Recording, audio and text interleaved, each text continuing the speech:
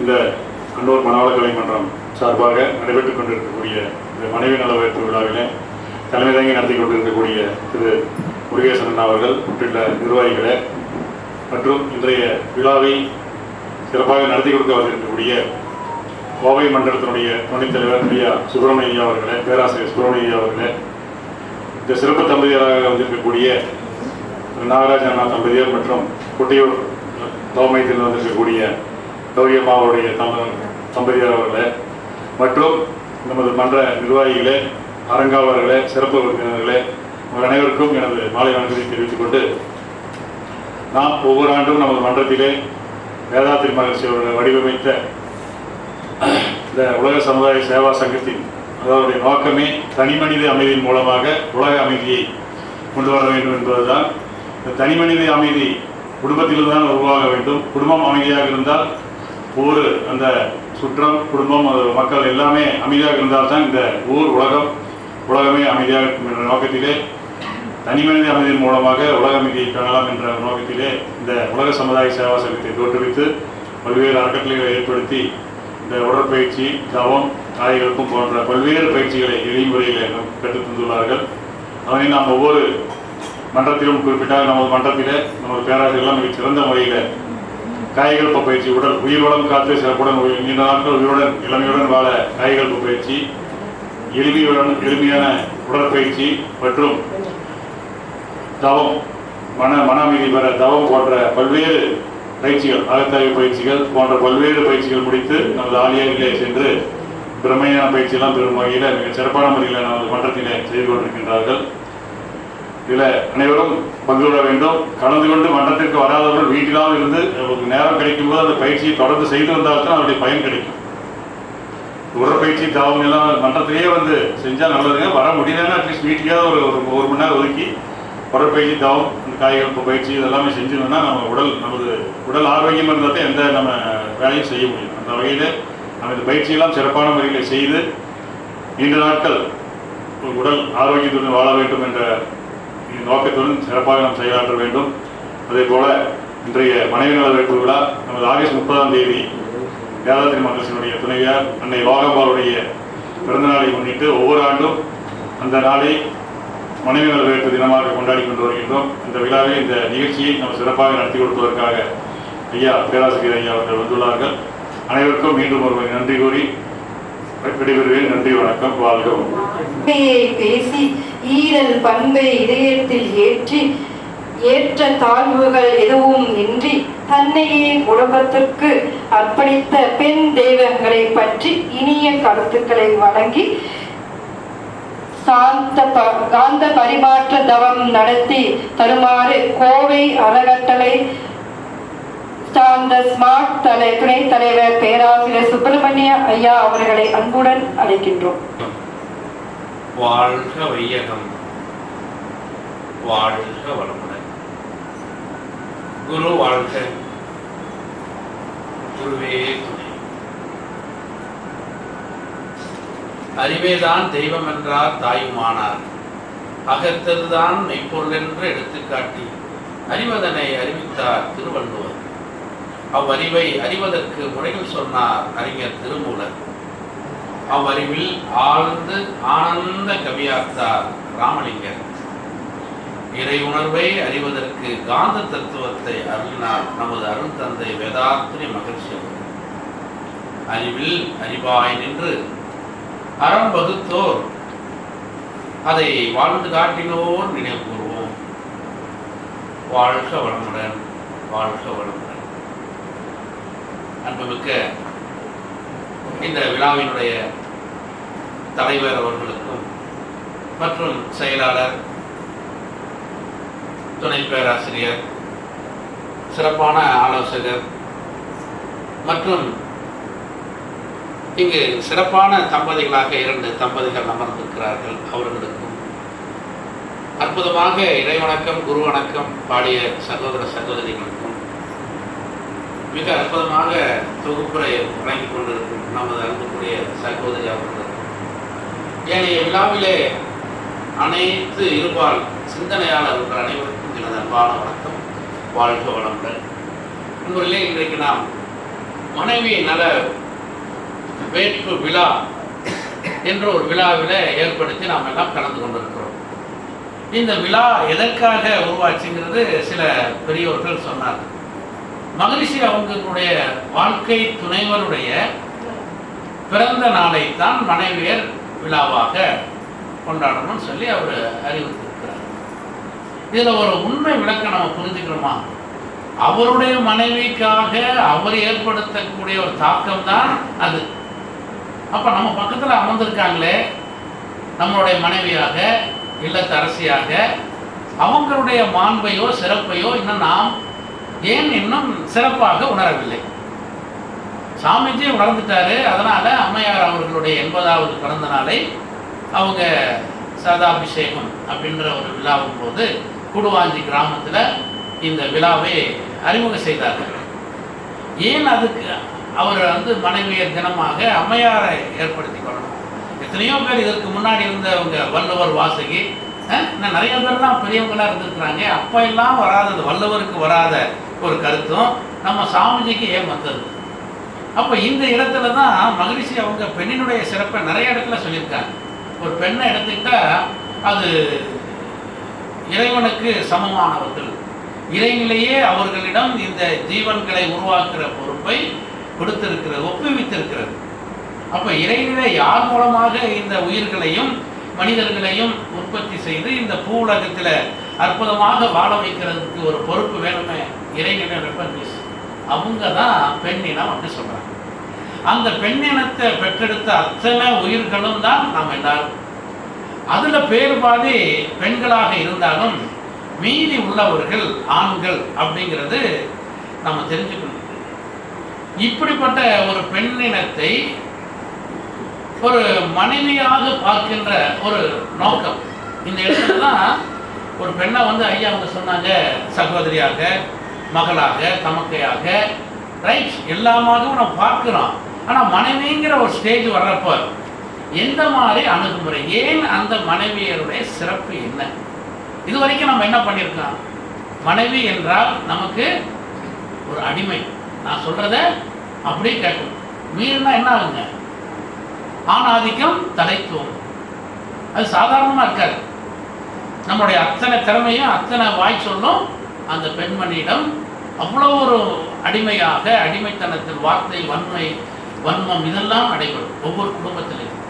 அப்போ ஏன் இவ்வளவு சிறப்பு பெற்ற மனிதன் ஏன் பெண்ணினத்தை இன்னும் இரண்டாம் பட்சமாக வைத்திருக்கிறார்கள்? ஏன் அவங்களுடைய சிந்தனையோ அல்லது குடும்பத்தின் பொறுப்போ அவங்களுடைய கருத்துக்களை கேட்டு குடும்பம் நடந்தால் என்ன? எல்லாத்துக்கும் நான் தான். இப்போ பார்த்தீங்கன்னா பெரும்பாலும் உண்மையாக நம்ம எல்லாம் இங்கே கிராம பகுதியில் இங்கே நல்ல ஒரு பெரிய இடத்துல பெரியவர்கள்லாம் அமர்ந்துருக்கு. இதில் ஒரு சின்ன ஒரு ஐடியா எனக்கு வந்துச்சு. இப்போ நம்ம என்ன சொத்து வாங்குறோம்? சொத்து வாங்கினா யார் பேரில் எழுதுறோம்? தன்னுடைய பேரில் எழுதுறோம். சரி, இன்னும் கொஞ்சம் பெரிய மனசு பண்ணி சரி அம்மாவுக்கு, வீட்டில் இருக்கிற அம்மாவுக்கு எழுதி. சரி, எழுதி வச்சா என்ன அர்த்தம்? இப்போ நான் சொத்து வாங்கினா நான் முழுசாக விற்கணும், அதை வாங்கணும், அதை பயன்படுத்தணும், தோட்டத்தில் விளைஞ்ச பயிர்களெல்லாம் விற்று காசாக்கி நான் என்னுடைய விருப்பம் போல என்னுடைய மருமகன், மாப்பிள்ளை, என்னுடைய அம்மா அப்பாவுக்கு சந்தோஷமாக கொடுக்குற உரிமை நம்மகிட்ட இருக்கா? அதுக்கு அங்கே பர்மிஷன் தான் வாங்கணும். ஐயாக்கிட்ட ஐயா என் பேரில் எழுதி வச்சிருக்காரு. ஏன்னா இப்போ நிறையா சொத்தெல்லாம் நம்ம மேலே வச்சு அவங்க சேஃப்டி லாக்கர் மாதிரி பெண்ணினத்தை வச்சுருக்காங்க. நகையே வாங்கினாலும் அவங்கள்ட்ட போட்டு வச்சா அது அப்படியே இருக்கும். சொத்து வாங்கி வச்சா அவங்க எதுவும் விற்ற மாட்டாங்க. ஏன்னா விற்க முடியாது, விற்கிறதுக்கு நான் விட மாட்டேன். அதில் எல்லா உரிமைகளையும் பேருக்கு வேணால் நீ வச்சுருக்கலாம், முடியாது, எல்லாமே நான் தான் வச்சுருக்கேன். இந்த இடத்துலையே புரிஞ்சு வச்சா நம்ம யாருன்னு, நம்ம வீட்டுக்காரர் எப்படின்னு. அப்போது இந்த இடத்துல நான் தவறாக சொல்லலை. இது பாரம்பரியமாக அப்படியே பெண்ணினத்தை அடிமைப்படுத்தி வந்திருக்கிறார்கள். அது அவர்களுடைய குறை அல்ல. ஏன் அப்படின்னா அவங்களாம் பாவம், ஆண்களெல்லாம் ரொம்ப பாவம். அவங்கள மாதிரி ஒரு அப்பாவே இந்த உலகத்தில் யாருமே கிடையாது. என்னடா திடீர்னு இப்படி சொல்கிறேன்னு நினைக்கிறீங்களா? உண்மைங்க. ஏனென்றால் அவங்க சொன்னதை அப்படியே செய்வாங்க. அம்மா சொன்னாலும் செய்வாங்க, அக்கா சொன்னாலும் செய்வாங்க. ஏன் எதுக்குலாம் கேட்க மாட்டாங்க. மனைவி சொன்னாலும் செஞ்சுருவாங்க. அதுக்கப்புறம் நல்லது கெட்டது வரும் பொழுது அப்புறம் கொஞ்சம் யோசிப்பாங்க. அதில் கொஞ்சம் நல்லதாக இருந்தால் சரி, கொஞ்சம் கெட்டதாக இருந்தால் அதுக்கு என்னவோ அந்த பிரச்சனைகள் தான் ஈடுபடுவாங்க. அதுவும் கூட சரின்னு போயிடுவாங்க. இன்னொரு அம்மா இருக்காங்கல்ல, நீ இப்படி கேளு அப்படின்னு மனைவி இந்த பக்கம் சொல்லவும், சரி நான் போய் கேட்குறேன் எங்கள் அம்மா கிட்ட. அங்கே போய் சொன்னேன், அம்மா அங்கே சொன்னா, நீ போய் உன் மனைவிகிட்ட கேளுன்னு சொன்னா, அங்கேருந்து இங்கே வந்து கேட்கும். பாவங்க அவங்க 2 பேரும் என்ன பண்ணுறாங்க, மத்தாளத்துக்கு அடிக்கிற மாதிரி 2 பக்கமும் ஃபுட்பால் விளாண்டு அவர் ஒரு வகையில் சரி இதுக்கெல்லாம் முடிவு என்னன்னா, நம்ம காது இருந்தும் காது கேட்காத மாதிரி போயிடும், வாயிலிருந்தும் பேசாமல் இந்த இடத்துல போயிடும். எந்த செயலும் செய்யக்கூடிய ஆளுமை இருந்தாலும் அமைதியாக இருக்கும். ஏன்னா இந்த பக்கம் மனைவியினுடைய நிலைமையை யோசிக்கணும், அந்த பக்கம் 10 மாதம் சுமந்து பெற்றெடுத்து தாயவும் கடைசி வரைக்கும் பாதுகாக்கணுங்கிற அந்த உள்ளம், 2 பேரையும் அந்த சமமாக வைத்திருக்கிற அந்த உள்ளம் பெற்றவர் தாங்க ஆண்கள். இல்லையான்னு சொல்லுங்க பார்க்கலாம். இந்த இடத்துல அவங்க ஒன்றுமே பண்ண முடியாது, அப்படி திணறுகிறார்கள். ஸோ நம்ம அப்படிப்பட்ட ஒரு உள்ளத்தில் இந்த பெண்மணி மனைவிங்கிற ஸ்தானம் வந்த உடனே என்ன நடக்குதுன்னு பாருங்க. அந்த ஆளுமையை முழுமையாக அங்கே வைக்கிறார். நான் சொல்படி தான் கேட்கணும். சரி கேட்குறோம், கேட்டாலும் முழுமையாக அந்த சுதந்திரம் இல்லை. சொல்லுவாங்க எவ்வளோதான் நகை போட்டிருந்தாலும் அது என்னுடைய மாதிரி தான். மாதிரி எப்படிங்க, நான் எடுத்த 10 பவுன் எடுத்த விற்றேன், ஏதோ செஞ்சேன், ஏதோ உரிமை இருக்குமா? இல்லை போன கடைவீதிக்கு போனால் நல்லா அழகாக பட்டுப்பட பார்த்துட்டே வர்றான். ஐயா சொன்னால்தான் வாங்க முடியும், ஐயா ஆர்டர் கொடுக்கலன்னா வாங்க முடியாது. அப்போ என் இஷ்டம் போல், என்னுடைய சௌரியம் போல் வாழ்வதற்கு எனக்கு உரிமை இல்லை. அந்த உரிமை யார் கொடுக்கணுங்கிறீங்க? கணவன் தானே கொடுக்கணும்னு நினைக்கிறீங்க. இந்த இடத்துல கொஞ்சம் மகளிர் சொன்னதை வாங்க. எந்த ஒரு உயிரினமும் பிறந்தாலும் யார் மூலமா பிறக்கிறது? வெரி குட், அருமையான கருத்து. குட்டையுத்தாமை ஒரு ஐயா. சரி, அப்போ அவங்க பெற்றெடுத்த குழந்தையை பேணி வளர்க்கும் பொழுது ஏற்பட்ட சறுக்கல்.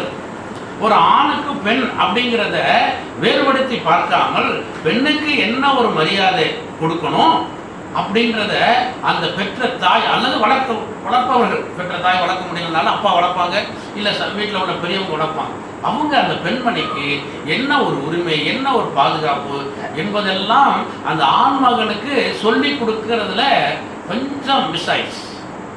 உண்மையை சொல்லுங்க, 2 குழந்தை வச்சிருக்கிறோம் நம்ம வீட்டில். ஒன்று மகள் ஆசைக்கு, அப்புறம் ஆசை. இந்த ஆசைக்கு வச்சிருக்கு 2 பேர்த்துக்கும் ஒரே மாதிரியா நம்ம கண்ணு வச்சிருக்கிறோம். யோசிச்சு பாருங்க, அந்த இடத்துல கொஞ்சம் வித்தியாசம் இருக்கா இல்லையா? ஆசைக்கு கல்யாணம் பண்ணி கொடுத்துட்டா முடிஞ்சு போச்சு. ஆசைக்கு இருக்கிற மகனுக்கு தான் எல்லாமே. அப்படி வளர்க்கும் பொழுது கூட அது சகோதரிக்கு இருக்கிறப்ப ஒரு மாறுபாடு, ஆண் பிள்ளைன்னா அதுக்கு ஒரு மாறுபாடு. எப்படி ஆண் மகன்னா அவனுக்கு எல்லாமே நீ தான் செஞ்சு. என்னைக்காவது சகோதரிக்கு பெற்ற குழந்தையை பார்த்து, டேய் தம்பி அக்காவுக்கு எல்லாம் நீ செய்யணும், இல்லைன்னா நீ தங்கச்சிக்கு செஞ்சுட்டு தான் நீ செய்யணுங்கிற என்னைக்காவது ஒரு தாய் தன் குழந்தை அப்படி வளர்த்துட்டாங்களா? இன்னைக்கு காலம் மாறி போச்சு. நல்லா புரிஞ்சுங்க. இன்னைக்கு நீங்களே சொல்ல வேண்டாம், நீங்க செஞ்சாதான் முடியும். ஏன்னா அந்த அளவுக்கு நாலேஜ், அவங்களுடைய திறமைகள், அவங்களுடைய செல்வ வளம் எல்லாம் மாறினதுனால இப்போ ஆண்களும் என்ன செஞ்சாங்க, அடுப்போதும் பெண்களுக்கு படிப்பதற்குன்னு சொன்னது போக நீ பைக் ஓட்டுறதுக்கும் எனக்கு டிரைவராக மட்டும்தான் இருந்தா, மற்றெல்லாம் நான் பார்த்துக்குவேன். அந்த அளவுக்கு பெண்களுடைய வளர்ச்சி அபரிவிதமாக மாறிவிட்டது. ஆனாலும் அந்த பெண்ணினத்தை அவமதித்து வந்த அழுத்தம் தான் அந்த பெண்ணிடத்தில் ஆழமாக இதிலிருந்து விடுபடணுங்கிற வரும்பொழுது அந்த கல்வி முறைகள், அரசாங்கமே அப்படி எடுத்துக்கிச்சு. கல்வி முறைகள், சொத்துரிமை எல்லாமே கொடுத்து இந்த பெண்ணினத்தை வளர்த்தாங்க. ஆனாலும் இன்னும் குடும்பங்களிலே அந்த மனைவிங்கிற வரும்பொழுது 2ஆம் பட்சம். இந்த கருத்து ஏன் சார் இது இருந்துட்டா என்ன அப்படின்னு கேட்பீங்க. நண்பர்களே, இதில் ஒரு முக்கியமான ஒரு விஷயம் இருக்கு. இதுதான் இந்த மனைவி நல வேட்புடைய நோக்கம். இப்போ ஐயா சொன்னாங்க மதர்ஸ் டே, அம்மாவுக்காக அன்னையர் தினம், அப்பாவுக்காக தினம், சைல்டு டே, ஆசிரியர் தினம், காதலன் கூட பண்ணுறதுக்கு ஒரு தினம், இதெல்லாம் சொன்னாங்க. அப்போ அந்த விழாவினுடைய நோக்கம் ஒன்று இருக்கும் அல்லவா? அப்பா நல்லா அப்பாவை நினைக்கணும், அப்பா அது மூலமாக நாம் வந்தோம், அப்படி செஞ்ச பெருமைகள் அவங்களால எவ்வளவோ நாம் அடைஞ்சிருக்கேன். அப்படிப்பட்ட என்னை தன்னையே கொடுத்தவன் தான் தந்தை. நல்லா புரிஞ்சுக்க, தன்னையே கொடுப்பவன் தான் தந்தை.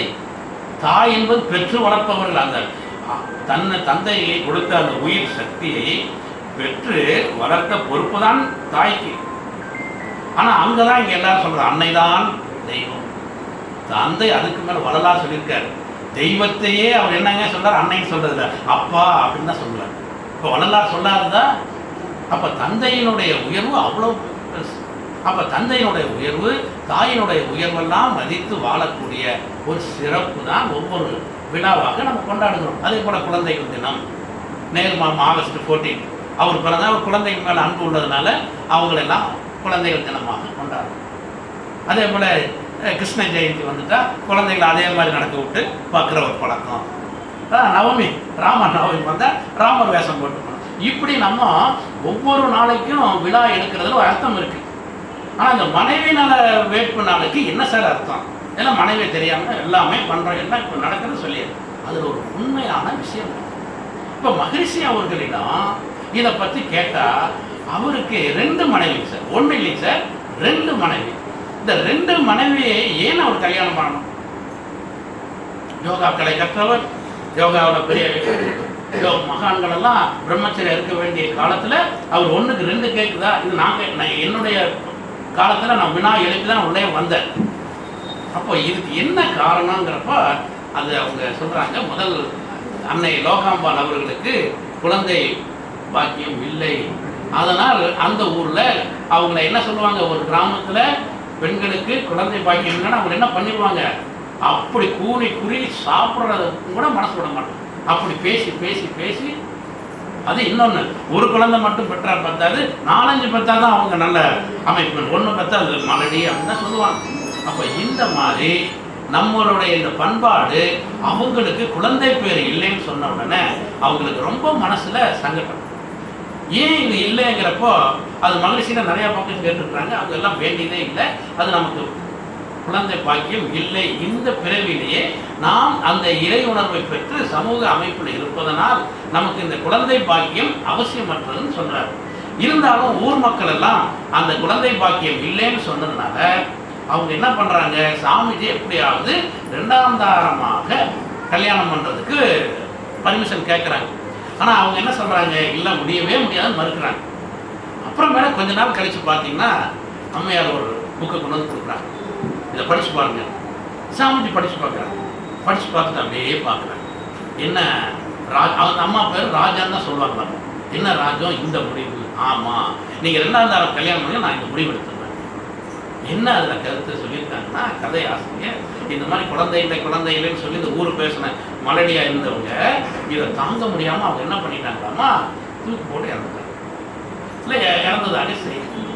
அப்போ இந்த செய்தியை தான் நான் எடுப்பேன், இந்த முடிவுக்கு நான் வருவேன்னு சொன்ன உடனே சாமிஜி ஒன்றுமே சொல்லணும், கண் கடைவிட்டு உன் முடிவுப்படி நீ செய்ய.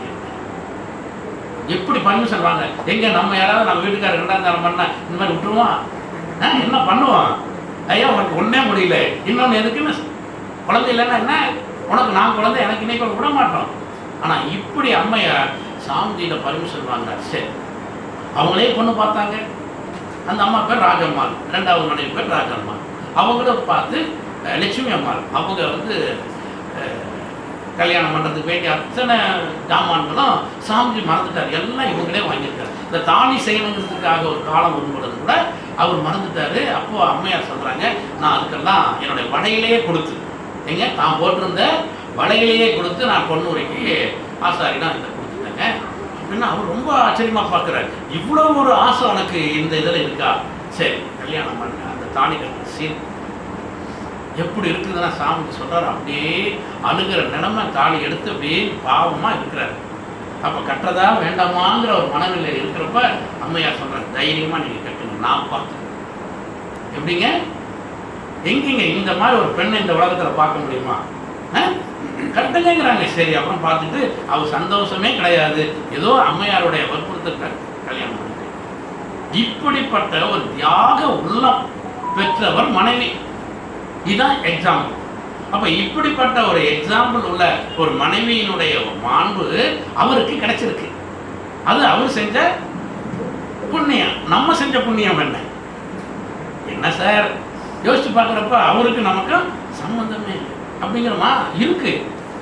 உண்மையிலேயே இந்த கணவன் மனைவிங்கிற உறவு தான் நம்ம அந்த அன்னை அப்பா குழந்தைங்க இவங்கெல்லாம் இந்த நட்பு நடத்த ஒரு அன்பு பாசம் இதெல்லாம் சொல்கிறேன். அண்ணன் தங்கச்சி பாசம் மலர் இப்படியெல்லாம் ஒரு நட்புக்கு இருக்குது. ஆனால் கணவன் மனைவி உறவுல தான் சார் ஒரு மிகப்பெரிய உன்னதமான சிறப்பு இருக்கிறது. அதான் டிவைன் ரிலேஷன்ஷிப்னு சொல்லுவாங்க, தெய்வீக உறவு சொன்னாங்க. இது என்ன சார் கணவன் மனைவியோட மட்டும் உறவு அது அப்படின்னா, என் வீட்லேயும் தங்கச்சிலாம் இருந்தாங்களே, அம்மா இருந்தாங்க, எனக்கு பெற்றெடுத்த அம்மாவும் இருக்காங்க, தங்கச்சி இருக்கிறாங்க, சகோதரி இருக்கிறாங்க, இன்னும் வேலை செய்யக்கூடிய வேலைக்காரர்கள் இருக்கிறாங்க. இத்தனை பேர் பெண்ணோட இருந்தாலும் நீ இந்த மனைவியினுடைய வாழும் காலத்துல தான் அது தெய்வீக உறவாக இருக்கிறது. இது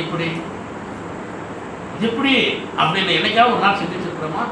இந்த திருமணம் சொல்லி பத்திரிக்கை போட்டு அடிச்சு கல்யாணம் பண்ணிருக்கோம், அந்த மாதிரி நடந்துட்டு இருக்கா?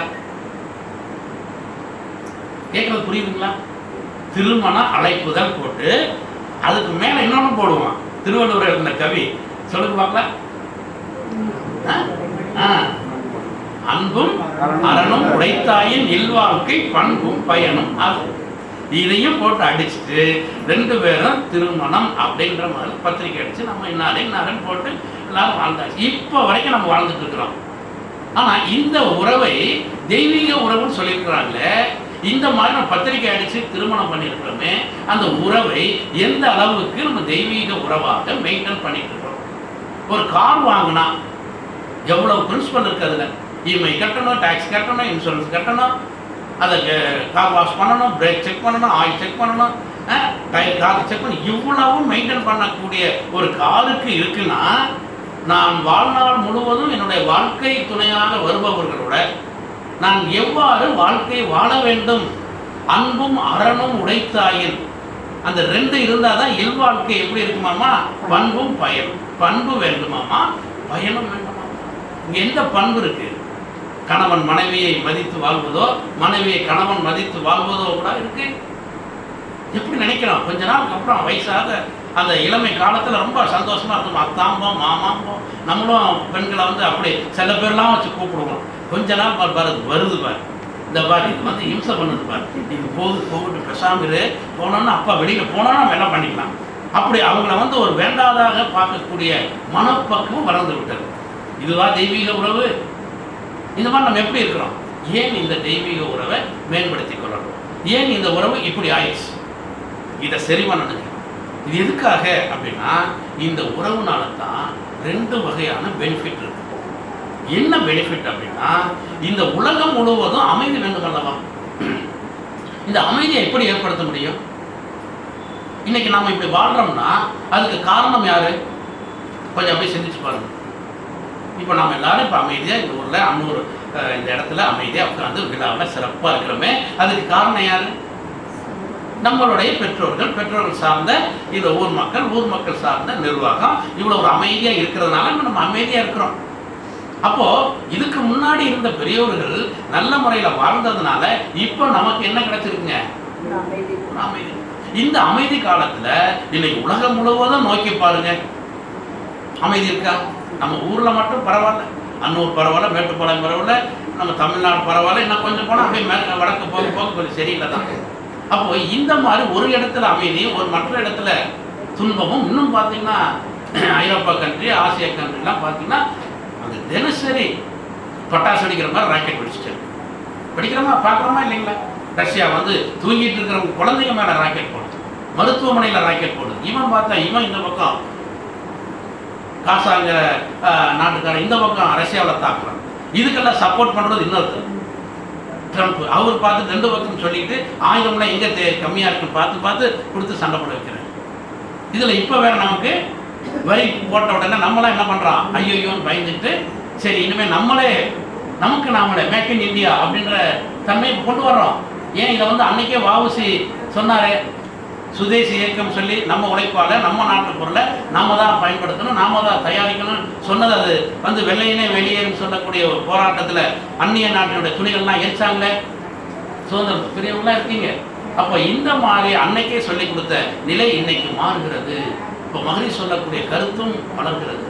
எப்படி என்றால் கூட்டுறவு முறையில தான் நம்ம வாழ. இன்னைக்கு சொல்றார் மோடி சொல்றார், நம்ம அந்த 4 நாடும் சேர்ந்து கூட்டுறவு முறையில எங்கிட்ட இருக்கிற தானியங்கள், என்கிட்ட இருக்கிற கனிம வளங்களை நீங்க எடுத்துக்கங்க, நீங்க இருக்கிறது எங்களுக்கு கொடுங்க இப்படின்னு சைனா, ரஷ்யா, இந்தியா, இன்னும் மற்ற ஜப்பான் இப்படி ஒரு குறிப்பிட்ட நாடுகள், ஒரு 7 நாடுகள் சேர்ந்து இப்போ ஒரு நிர்வாக அமைப்பை ஏற்படுத்துறாங்க. அப்ப கூட்டுறவு முறையில ஆட்சி செய்தால்தான் எல்லாத்துக்கும் எல்லாமும் கிடைக்கும். அப்போ அதுக்கு ஒரு பணம்ங்கிறதா டாலர் வச்சாங்க. இதெல்லாம் நம்ம தெரிஞ்சுக்கணுங்க. அப்போ இந்த முறையில் ஒருத்தர் வந்து அடிமைப்படுத்துறாரு. அந்நிய ஏகாதிபத்தியம் சொல்ல அந்த நிலையில டாலர் முறையில் வச்சு இப்போ அதையும் வேண்டாம் எங்களுக்கு சொல்லி இந்த 7 நாடுகள் சிறப்பாக அந்த கூட்டுறவு முறையில் வந்தாச்சுங்க. அப்போ அதுக்கு டாலர் மதிப்பு கம்மியாக போகுது. அவரவர் நாட்டினுடைய நாணயம் சிறப்படைய போகிறது. அப்போ இந்த கூட்டுறவு மூலமாக நம்ம வாழ்வதற்கு நாமளே தயாராக வேண்டும். ஆனால் இதுவரைக்கும் நம்ம எப்படி வாழ்ந்துட்டு இருந்தோம்? பணம் அல்லது பண்டமாற்று முறையில் நம்ம உயர்ந்தாலும் வருகிறது. அப்போ மனிதனிடம் அந்த அன்பு பண்பும் உருவாகாது. எப்போ அன்பு வரும்? அன்பு எப்போ சார் வரும் அப்படின்னா என்னன்னு கேட்காதீங்க. அன்புனா தானாக மலர்வது. எப்படி ஒரு மலர ஆரம்பிக்குதுன்னா அதில் இருக்கிற வாசனை தானாக வருதா இல்லையா? நீங்க என்னதான் மொட்டு மலர்வதுக்குள்ள நீங்க மொட்டை பிரிச்சாலும் வாசனை வருமா? டெஸ்ட் பண்ணி பார்த்துருக்கீங்களா?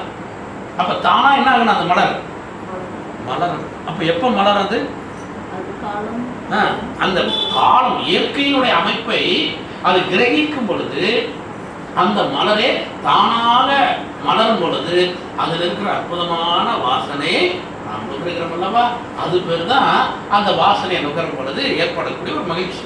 அதுபோல அன்பு என்பது அவரவர் உள்ளத்திலேயே இருக்கக்கூடிய இறைநிலை. சரி, என் உள்ளத்துல இறைநிலை இருக்கா அப்படின்னா நம்ம பயிற்சி எடுத்தவங்களுக்கு தெரியும். பயிற்சி எடுக்காதவங்கள் இருந்தா அந்த இறைநிலை பற்றிய விளக்கம் தெரியாது. அது என்னுள்ளே இருக்கக்கூடிய இறைநிலை தானாக உயிர்களிடத்துல அந்த உயிர்கள் ஏற்படக்கூடிய துன்பத்தை நீக்குவதற்கும் மேலும் துன்பப்படாமல் இருக்கக்கூடிய செயலை செய்ய என் உள்ளத்திற்கு வாசனை மலர்வது போல என் உள்ளத்திலிருந்து வெளிப்படக்கூடிய ஏமாற மாட்டோம். எந்த வகையிலையும் நம்மளை குறைச்சிக்க மாட்டோம். நம்மளுடைய கருத்துக்கள் மாற்றம் வராது. அப்படி ஒரு சிறப்பான ஒரு குண அமைப்பு தான் அன்பு நிலை. அப்ப அந்த அன்பு நிலையில் வாழ்வதற்கு இன்னைக்கு சமுதாய மக்களிடம் இன்னைக்கு விஞ்ஞான வளர்ச்சி வந்த பிறகும் நம்மிடம் அன்பு தலை தூங்கி இருக்கிறதா? கேள்வி. ஒவ்வொரு வீட்லையும் அன்பு மலர்கிறதா? இல்ல மலர் மலர்கிறதா? கொஞ்சம் யோசிக்க வேண்டியதா இருக்குல்ல? சிரிக்கிறீங்க. அப்ப உண்மையிலே என்ன மலரவில்லை, அது ஏதோ போட்டு அடிச்சு அல்லது அந்த மலரை வந்து நம்மளால் எடுத்த மலர் வர்றதுக்கு பார்க்கணும், வரலன்னா கசக்கி போட்டோம். அந்த மாதிரி நம்மளிடம் உண்மையான அன்பு இல்லை. பயத்தினால் அல்லது ஒரு ஆசையினால் வரக்கூடிய செயல்பாடு தான் இன்னைக்கு அன்பாக நம்ம பேர் வச்சுக்கிறோம். உண்மை அல்ல. அது எப்படி வரணும் அப்படின்னா, எப்படி அன்னை லோகாம்பாள் இந்த ஒரு செயலை செய்வதற்கு என்னவரெல்லாம் தன்னுடைய தியாகத்தை செய்தார்களோ அதுபோல பெண்களும் தியாகத்தை பண்ணக்கூடியவர்கள் தான். அவங்க தான் தியாகம். எப்படின்னு கேளுங்க, இது உங்களுக்கே தெரியுதோ இல்லையோ, ஒரு ஜீவனை உருவாக்குவதற்கு அப்பாவினுடைய ஆற்றல் உயிர் சக்தி சேர்ந்து அம்மாவினுடைய உயிர் சக்தி சேர்ந்து தான் இந்த உடலாக வந்திருக்குன்னு சொல்றோம். ஆனா இதுல ஒரு உண்மை இருக்குது. அம்மா உன்னுடைய ஆற்றல், அந்த ரத்தம் தான் நமது உடம்புல இன்னைக்கு உயிராக ஓடிக்கொண்டிருக்கு. அம்மா அவருடைய ரத்தம் தான் என்னுடைய ரத்தம். அது இப்போ என் உடம்புல ஓடிட்டு இருக்க 6 லிட்டர் ரத்தம் இருக்குன்னா அது யாருடைய ரத்தம்? என்னுடைய பெற்றெடுத்த தாயினுடைய ரத்தம். இப்போ எல்லா உயிர்களிடத்திலையும் ரத்தம் ஓடுகிறது என்றால் அது யாருடைய ரத்தம்? ஒரு தாய் என்று சொல்லக்கூடிய ஒரு பெண்ணினத்தில் இருக்கக்கூடிய உயிர் ஆற்றல் தானே. இந்த உயிராற்றல் பெற்ற பெண்ணினத்தை ஒரு ஆண் மகன் அந்த பெண்ணினுடைய தியாகத்தை அவங்க இல்லைன்னா முதல்ல ரத்தம் உருவாகிறது அவங்களுடைய உயிர் தானே. என்னுடைய ரத்தமாக வந்து குழந்தையா இருக்கிறப்ப அதுக்கப்புறம் சாப்பிட்டது மற்ற செயலெல்லாம் செஞ்சதுனால ரத்தம் ஊறி இருக்கு.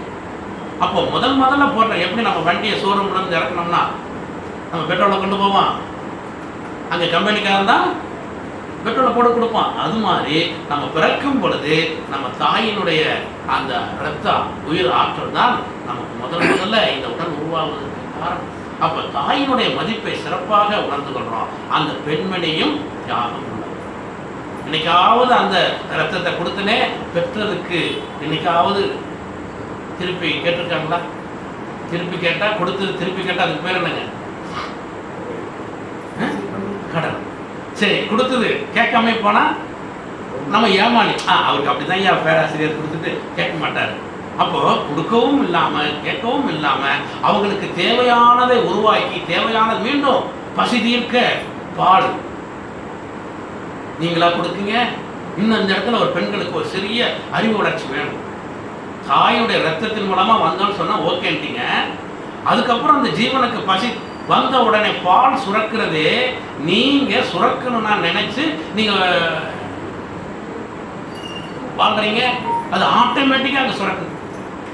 இது உங்களுடைய செயலா இல்ல பாட்டியா வீட்டுக்காரரா அல்ல, அது உள்ளுக்குள்ள இருக்கிற இறை நிலை அந்த ஜீவனை உருவாக்கின பிறகு அந்த ஜீவனுக்கு வேண்டிய உணவை தாயிடம் ரத்தத்தையே மாற்றி பாலாக சுரக்கிறது. சுரக்கிறது வேறு, நம்ம உருவாக்குறது வேறு. சுரக்கிறது தானா சுரந்தது, இதுதான் சுரப்பதுன்னு வார்த்தை பாருங்க தமிழ் எவ்வளவு அழகா இருக்கு. அப்போ அந்த முறையில தாயின் மூலமாக பாலை உண்டு இவ்வளவு பெரிய உடலாக வந்திருக்கிறது. அப்போ பெண்ணிடத்திலிருந்து எதையுமே கொடுக்காம பெற்று வந்த நான் அந்த பெண்ணிடத்தின் மதிப்பை உணரவில்லை. ஒன்று. ரெண்டாவது, மனைவிங்கிற ஸ்டேஜுக்கு வர்றாங்க. குழந்தை பிறந்து நம்ம வந்துட்டோமா இது வரைக்கும். இப்போ மனைவிங்கிற ஸ்டேஜில் வர்றப்போ இப்போ ஒவ்வொருத்தரும் நினைப்போம், சே எனக்கு அந்த ஊரில் எவ்வளோ அழகாக பொண்ணு பார்த்தாங்க, இந்த மாமா தான் எனக்கு ஜாதகத்தை பார்த்து இப்படி கொண்டு வந்து விட்டான் அப்படின்னு சொல்கிறோமா இல்லையா? இன்னமும் அந்த எண்ணம்லாம் இருக்கும், இருக்கா இல்லைங்களா? இப்போ ஐயா கேட்குற பக்கத்தில் உட்கார வச்சுட்டு கேட்டால் என்ன சொல்கிறேன், இருக்கும். இன்னமும் அதில் முழு விளக்கம் இல்லை. முழு விளக்கம் இருந்தால் இந்த எண்ணம் வராது. எப்படி தெரியுங்களா? இந்த அம்மையார் நமக்கு வந்தது நானா பார்த்து எடுத்தேன், இல்லை எங்கள் மாமா பார்த்து ஜாதகம் பார்த்து கொண்டு வந்தாரா, இல்லை எங்கள் அம்மா அப்பா பார்த்து கொண்டு வந்தாங்களா? அப்படிதானே? எங்கள் மாமா தான் இப்போ 10 பொருத்தம் இருக்குன்னு பார்த்து கல்யாணம் பண்ணி வச்சு நான் படுற பாடு இன்னமும் என்னால் தாங்க முடியும். அதே போல் அம்மையாரை கேட்டால் எங்கள் மாமா மகன் சொல்லி எங்கள் பாட்டி சொத்தெல்லாம் போயிடக்கூடாது கல்யாணம் பண்ணிக்கன்னு சொன்னேன், இந்த அம்மையார் இவ்வளவு துன்பப்படுகிறேன் அப்படின்னு நினைப்பு. இது எப்படி நடந்தது? இந்த இடத்துல ஒரு உண்மையான விஷயம் இருக்கிறது. இப்போ இதை நீங்களாகவே விரும்பி இவரை கல்யாணம் பண்ணிக்கல, அப்படியே பண்ணால் அது காதல் திருமணம். சரி, அப்படியே பண்ணாலும் ரொம்ப சந்தோஷமா இருக்கிறோம்னா ஒரே வருஷத்துல கோர்ட்டுக்கு போயாச்சு. அப்போ இதுக்கெல்லாம் என்ன காரணம், ஏன் இந்த செயல்பாடு நடக்கிறது அப்படின்னு பார்த்தீங்கன்னா, நீங்க பிறக்கும் பொழுது உங்களுடைய கருமையத்துல வந்த வினையை போக்காதான் மகரி சொல்றாரு, தந்தை தாய் இருயிரும் ஒன்று சேர்ந்து தலைத்ததொரு உடலாய் இங்கு வந்தோம், அந்த உயிர்கள் அளித்த வினையோ மற்றோ என் சொத்தாச்சு. அதான் நம்முடைய சொத்து. அந்த முன் பிறவில் செய்த வினையை போக்க தனி கருணையான வந்த குருவினுடைய உயிர் சேர்க்கையே நான் பிறவி பயனை நல்க முடியும். ஸோ நம்ம அப்போ பெற்றோருடைய பதிவை கொண்டு இந்த உடலாக வந்த நான் இப்போ இந்த பதிவை மாற்றி அமைச்சு வந்த வேலையை எல்லாம் வல்ல இறைநிலை அடைவதற்கு வந்த ஒரு உதவிதான் குரு. அந்த குரு உயிரை பெரியவங்களெல்லாம் குட்டையூர் தவமைக்காரங்க, அன்னூர் தவமைக்காரங்களாம் பயிற்சி கொடுத்து மேலே கொண்டு வந்துட்டாங்க. ஆனாலும் இந்த சிக்கல் மாற்றம் மாறவில்லை. அப்போ என்ன காரணம்னா, என்னுடைய வினையை நான் இந்த பயிற்சியின் மூலமாக போக்கிக் கொள்ள எனக்கு ஒரு காலம் வருகிறது. 16 வயசு வர்றேன், அப்போ இன்னமும் அந்த பக்குவமான பயிற்சியை எடுக்கிறேன். எடுத்து மீண்டும் 24 வயசு வரைக்கும் வந்துடுற ஒரு 8 ஆண்டுல இந்த பயிற்சியை முறையாக கற்றுக்கொண்டால் இந்த வள்ளுவர் சொன்ன அன்பும் அறனும் என்னன்னு தெரியும். அன்புனா என்ன, அது தானா மலர்வது. அறம் என்றால் அற வாழ்க்கை ஒழுக்கம் கடமை ஈகை தான் மகிழ் சொல்றாங்க. பெரியவர் அவையார் சொன்னாங்க, விரும்புன்னு சொல்லிட்டார். அறம் செய்ய விரும்பு. அது எப்படி விரும்புறது எனக்கு தெரியாது. அறம்னா என்ன, சொத்தை எழுதி கொடுக்கறதா, கோயிலுக்கு பூஜை நடக்கிறப்ப விளக்குக்கு எண்ணெய் கொடுக்கறதா, இல்லை மாவிளக்கு போடுறதா, எதுக்கு அப்படின்னா அதுவும் தெரியாது. அப்போ மகரிஷி தான் சொல்றாங்க என்னன்னு, ஒழுக்கம் கடமை ஈகை என்ற முறையில் நீ வாழ வேண்டும். அப்படி வாழ்வதற்கு ஒரே வழி, இந்த கணவன் எனக்கு எப்படி அமைந்தார். அப்ப அந்த வினையை மாற்றிக்கொள்ள எனக்கு வாழ்நாள் முழுவதும் ஒரு துணை வேண்டும் அல்லவா? இந்த துணையை அம்மா ஜாதகம் பார்த்தாங்க, சொத்து பார்த்து கல்யாணம் பண்ணாங்க, இல்லை இந்த மாதிரி உறவுகள் சொல்லி கல்யாணம் பண்ணாங்கன்னு நம்ம சொல்லிட்டு இருக்கிறோமே, அது அல்ல. உங்களுடைய கருமையத்தில் இருக்கிற வினை பதிவு, அந்த கருவுக்குள்ள இருக்கிற இறைநிலை. என்ன சார் கருவுக்குள்ள இறைநிலை இருக்கா? ஒரு யோசித்து பாருங்க. நம்ம எல்லாம் ஆலயத்தில் தொழுதுக்கிறோம். ஆலயம் தொழுவது வெரி குட். பாடா இது மறக்காம இல்லை சார். அப்போ கோயிலுக்கு போனால் சாமி கும்பிட்றது ரொம்ப முக்கியம். இந்த சாமியை எங்கே வச்சிருக்கிறாங்க? அந்த கருவறை எப்படி இருக்குது? என்னைக்காவது அந்த பூசாரிக்கு அப்படியே கண்ணே தெரியல, நீ இருட்டுக்குள்ள சாமி வச்சு காமிக்கிறத நல்லா இந்த மாதிரி இப்போ கொஞ்ச நேரம் நம்ம என்ன பாடுபட்டோம், கரண்ட் வரல அது வரல இது வரல, அந்த இருட்டுக்குள்ள கொஞ்ச நாள் இருக்க முடியல. ஆனால் அந்த இருட்டுக்குள்ள வச்சிருக்கானே இந்த கோயில் ஆலய வழிபாட்டில் கடவுள் அங்கே தான் இருக்கணும்னு ஏன் கொண்டு போய் அங்கே வச்சுங்க? கொஞ்சமாவது ஒரு நாள் ஆலயத்தில் போகும்போது கேள்வி கேட்டோம், இல்லை சார் அது அங்கே தான் இருக்கணும். கிடையாது. அது உணர்ந்த மகான்கள் உன்னுடைய கரு என்ற உயிருக்குள்ளேயே என்ன இருக்குங்க? தெய்வமாக இருக்கிறது. அந்த தெய்வத்தை நீ வழிபட வேண்டும்ங்கிற ஒரு பக்தி மார்க்கத்தில் நம்பிக்கை வழியை உருவாக்கும் பொழுது, அந்த ஆலயத்தை தொடும் பொழுது, நீ ஆலயத்தை தொடும் பொழுது நீ ஒவ்வொரு இடமா நீ தாண்டி ஒவ்வொரு பிரார்த்தனை செஞ்சுட்டு வந்தா கடைசியில் அந்த கருக்குள்ளே இருக்கிறது தான் இறைவன். அந்த இறைவனை எப்படி நீ பார்க்கணும் அப்படின்னா, அங்கே கொஞ்சம் என்னங்க தீபத்தை இந்த மாதிரி தீபத்தை எடுத்து காமிக்கும் பொழுது ஆஹா வெங்கடாஜல பெருமாள் தெரிகிறார், சிவன் தெரிகிறார் அப்படின்ற ஒரு இமேஜை நம்ம அங்கே தான் இறைவன் இருக்கான்னு சொல்லி வச்சாங்க. இது ஒத்துக்கிறீங்களா?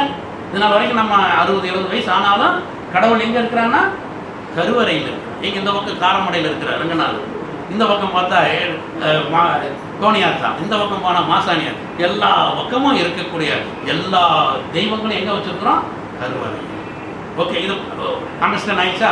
சரி, இப்போ வாங்க நம்மளோட உயிருக்கு இன்னொரு பெயர் இருக்கா இல்லையா? அதுக்கு பேர் என்ன சொல்கிறோம்? பெண்கள்லாம் டக்குன்னு சொல்லலாம். பெண்கள் வந்து இப்போ கருவுற்று இருந்தால் கருன்னு சொல்கிறோமா இல்லையா? அந்த உயிர் உண்டானா தானே கரு. அந்த கரு எங்கே இருக்குது? கருப்பையில், கர்ப்பப்பையில், கருப்பையில். அந்த கருப்பையில் இருக்கிற அந்த உயிர் தான் தெய்வம். அந்த தெய்வம் தான் என்னிடத்தில் இருக்கிறது. இந்த தெய்வமாக இருக்கிற இறை நிலை இந்த ஒவ்வொரு நாளும் நீங்கள் பிறவி தோறும் எந்த பிறவி முன்னோர்கள் மூலமாக தாத்தா பாட்டன் கூட்டன் அப்படின்னு சொல்லி 7 பிறப்புல பரம்பரைன்னு சொல்கிறீங்களா, அந்த பரனும் பறையும் அந்த 2 பேர் சேர்ந்த 7 தலைமுறையில் செய்த, அனுபவித்த, பார்த்தது, கேட்டது, ரசித்தது, இன்னும் கொஞ்சம் வேற மாதிரியெல்லாம் நினைச்சது அத்தனையும் அனுபவமாக என்னுடைய அறிவில் மூளையில் பதிந்து அது உயிரின் ஆற்றலிலே பதிந்து, அந்த பதிந்த பதிவை சரியான நேரத்தில் அதை எடுத்து கொடுத்து அனுபவிக்க ஒரு ஆள் வேணுமா இல்லையா? ஒரு சரியான கணக்குள்ள வேணுமா இல்லையா? எவ்வளோதான் சொத்து இருந்தாலும் தேங்காய் பனை மரத்தில் எத்தனை தேங்காய் போச்சு, தென்னை மரத்தில் எத்தனை வந்திருக்கு, மாந்தோப்பில் எத்தனை டன் போயிருக்கு, பருத்தி எவ்வளோன்னு இப்படி தெரியாது. முதல்ல பெரியவருக்கு தெரியாது, ஆனால் கணக்கு படைக்கு தான் தெரியும். ஐயா இந்த ஊருக்கு இவ்வளவு டன் அனுப்பியிருக்கோம், இவ்வளோ இந்த கணக்கு எடுத்து கொடுக்கறதுக்கு ஒரு ஆள் வேணும் அல்லவா? அந்த கணக்கை கொடுப்பது தான் சார் நம்மளுடைய அறிவு. அந்த அறிவு எங்கே இருக்குன்னா கருமை. அந்த அறிவுக்கு பேர் தான் தெய்வம். அங்கே தெய்வத்தை கருவறையில் வச்சாங்க, இங்கே தெய்வம் கருக்குள்ளே இருக்கிறது. அந்த தெய்வம் செலக்ட் பண்ணது என்னன்னு, நான் இப்படிப்பட்டது பதிவுகளோட என்னுடைய தாயுடைய வித்துவும் தந்தையுடைய வித்துவும் சேர்ந்து இந்த உடலாக நான் வந்துட்டேன்.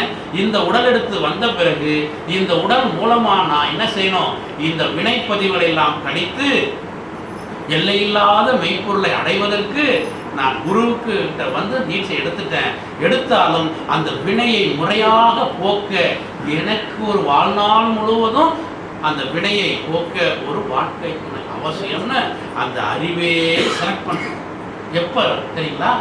25 வயசுல செலக்ட் பண்ண பிறந்த உடனே. இங்கே வந்து அன்னூரில் ஒரு குழந்தை பிறக்குதுன்னா தாராபுரத்தில் அங்கே ஒன்று பிறந்தாச்சு. அந்த கருமையமும் இந்த கருமையமும் உள்ளே இருக்கிற தெய்வம் அறிவு வளர்க்கிறது. அறிவு ஆற்றல் இங்கே ஜாடி உற்பத்தி பண்ணியாச்சுன்னா அங்கே மூடி ரெடி ஆயிடுச்சு. அது மண்பானை மூடியா மண்பானையான்னு தெரியாது, இது வெண்கலமா அது வெண்கலமான்னு தெரியாது, இது பித்தாளை பாத்திரமா அது பித்தாளை பாத்திரமான்னு தெரியாது. வந்து பார்க்கும் பொழுதுதான். அப்போ இந்த மாதிரி கரு மூலமாகவே நம்மளுடைய வாழ்க்கை துணையை தேர்ந்தெடுத்தது அந்த எல்லாம் வல்ல தெய்வமாக இருக்கிற அறிவு. இது எப்படி சார் மாமா பண்ண கல்யாணம்? அது அந்த கரு இருக்கு. இதே சம்மந்தமே இல்லை, அந்நிய சொந்தம் சொல்லி ஏதோ ஒரு ஊர்ல இருந்து கொண்டு வருவாங்க. அந்த குடும்பத்தில் இருக்கிற குழந்தை நம்ம வீட்டில் வந்து எல்லாத்தையும் பணிவிடை செய்து சேவை செய்யும். அது ஒரு நல்ல பக்குவமாக வாழ்கிறது. ஸோ இதெல்லாம் எப்படி நடக்குது அந்த பொண்ணுக்கும் தெரியாது. இந்த ஊரில் மேட்டுப்பாளையத்தில் இந்த அன்னூரில் வந்து இப்படி ஒரு ஐயாவுக்கு நான் இருக்க முடியுமா அப்படின்னு கனவுல கூட இருக்காது. ஆனால் வந்திருக்கிறது என்றால் அது அவங்களாக வரல, நாமளாக விரும்பி வரவில்லை. வந்ததுக்கு காரணம் அவரவர் கருமைய பதிவு. எனக்கு ஒரு வாழ்க்கை துணை அமைந்ததுக்கு காரணம் என்னுடைய கருமையத்தில் அமைந்த பதிவு. சரி, இப்போ பதிவுக்கு ஏற்ப பக்கத்தில் எனக்கு வாழ்க்கை துணை வந்தாச்சு. அப்போ அந்த வாழ்க்கை துணையோட வாழும் பொழுது நான் செய்ய வேண்டிய கர்மா என்ன, என்னுடைய வினையை என்ன என்று தெரிந்து கொண்டு அந்த வினையை மாற்றி அமைக்க எனக்கு வந்த ஒரு வாழ்க்கை துணைதான் எனக்கு தெய்வம். அந்த தெய்வமே எனக்கு என்ன செஞ்சிருக்க, வடிவமாக வந்திருக்கிறது. அந்த தெய்வமாக வந்த வடிவம் தான் அதுக்குள்ள இருந்து எனக்கு வேண்டிய சுக துக்கங்களை எல்லாம் என்ன செய்யுங்க, சமன்படுத்திக் கொள்கிறது. வேற யாராவது சமன்படுத்திக்க முடியுமா? அம்மாவுக்கு இருக்கிற வரைக்கும் சரி, அம்மா அப்பா போன பிறகு யார் நமக்கு சமன்படுத்துவாங்க? வாழ்க்கை துணை தான். அம்மாவுக்கு அப்புறம் அடுத்தது யார் வர்றாங்க? அண்ணனாக இருந்தாலும் சரி, சொத்துக்கு அதிபதி யார் வந்தாலும் நம்மளோட சுக துக்கங்களை நம்ம கூட ஷேர் பண்ணி அது கூட ஒரு சந்தோஷமா வாழக்கூடிய ஒரு ஜீவன் எதுன்னு பார்த்தீங்கன்னா நமக்கு அறிவே செலக்ட் பண்ணி கொடுத்த வாழ்க்கை துணை தான். இப்போ புரிஞ்சுங்களா? நம்ம மாமா பார்த்தாலும் ஜாதகம் பார்த்தாலுங்கிறத அப்புறம் வைங்க. நம்மளுடைய பதிவுக்கு ஏற்ப நம்ம வாழ்க்கை துணை அமைஞ்சிருக்கு. ஓகே, வந்த அம்மா வந்த ஐயா ஒத்து போனா நம்ம கருமை என்ன இருக்குன்னு அர்த்தம், கொஞ்சம் ஏதோ புண்ணியம் செஞ்சிருக்கோம். சரி, பாவத்தோட இருக்கு, நீங்க வந்து ரணகலம் தான், பிரச்சனை தான். ஏன் இந்த பிரச்சனை வரும்? இந்த பிரச்சனை வரும் பொழுது யோசிக்கணும். ஆஹா, அப்ப நம்மிடம் இருக்க வினைப்பதிவை கழிப்பதற்கு எனக்கு உதவியாக வந்து அந்த வினையில் இருக்கிற நல்லது கெட்டது சொல்லித்தர ஒரு கைடு யாருங்க? வாழ்க்கை துணை. இதை நம்ம ஒத்துக்கொள்ளலன்னு வச்சுக்கங்க, இந்த கணவன் மனைவியிடம் என்ன எதிர்பார்த்து பத்திரிகை அடிச்சோம், அன்பும் அரணும் உடைத்தாயின் இல்வாழ்க்கையில பண்பும் பயன் பெற முடியாது, பண்பும் இருக்காது. இந்த தன்மை இப்படித்தான் சார் வருது. அப்ப இந்த நிலையில ஒவ்வொருவரும் கணவன் மனைவியா வந்த உறவே தெய்வத்தினுடைய கருமைய பதிவின் மூலமா நமக்கு கிடைச்சிருக்கு. சரி, இது வந்து சொல்லிட்டீங்க சார், இப்ப என்ன பண்றது? இப்போ 50-60 வருஷம் ஓட்டியாச்சு.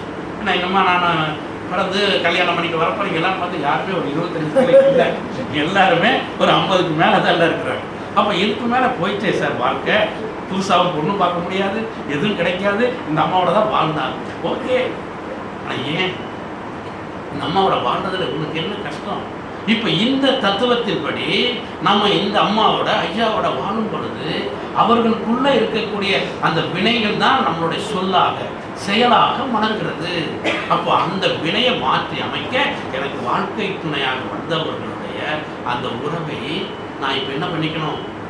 மேன்மை பண்ணிக்கணுமா இல்லையா?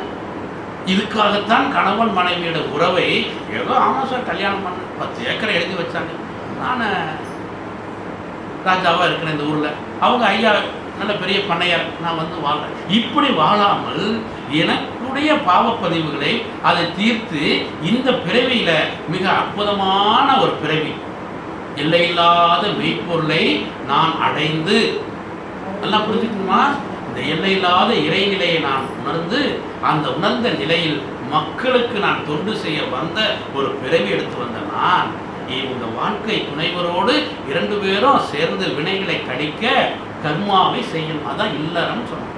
இதைத்தான் வள்ளுவர் சொல்றாரு, இல்லறத்தான் என்பவன் இயல்புடைய மூவருக்கும் நல்லாற்றி. இந்த இயல்புடைய மூவருக்குன்னா பெற்றோர்களுக்கு, தன்னை நம்பி வந்த வாழ்க்கை ஆணாக இருந்தாலும் சரி பெண்ணாக இருந்தாலும் சரி, ஆணு தான் பெண்ணை பார்க்கணும் இல்லை, ஒரு பெண்ணும் ஆணை பார்க்கணும். அப்போ வாழ்க்கை துணை அவர்கள் பெற்றெடுத்த குழந்தைகள், இந்த 3 பேருக்கும் முறையான கடமையை செய்து அப்படி வாழக்கூடிய ஒரு பிறப்பு தான் இல்லறம். இல்லத்தில் கணவன் மனைவியாக இருந்து இல்லறத்தில் அறநெறிப்படி வாழணும். அப்படி அந்த கடமைகளை செய்து முடிச்சிட்டோம்னு வச்சுங்க, இந்த 2 பேரும் முடிக்கிறதுக்கு எவ்வளவு ஒரு போராட்டம்.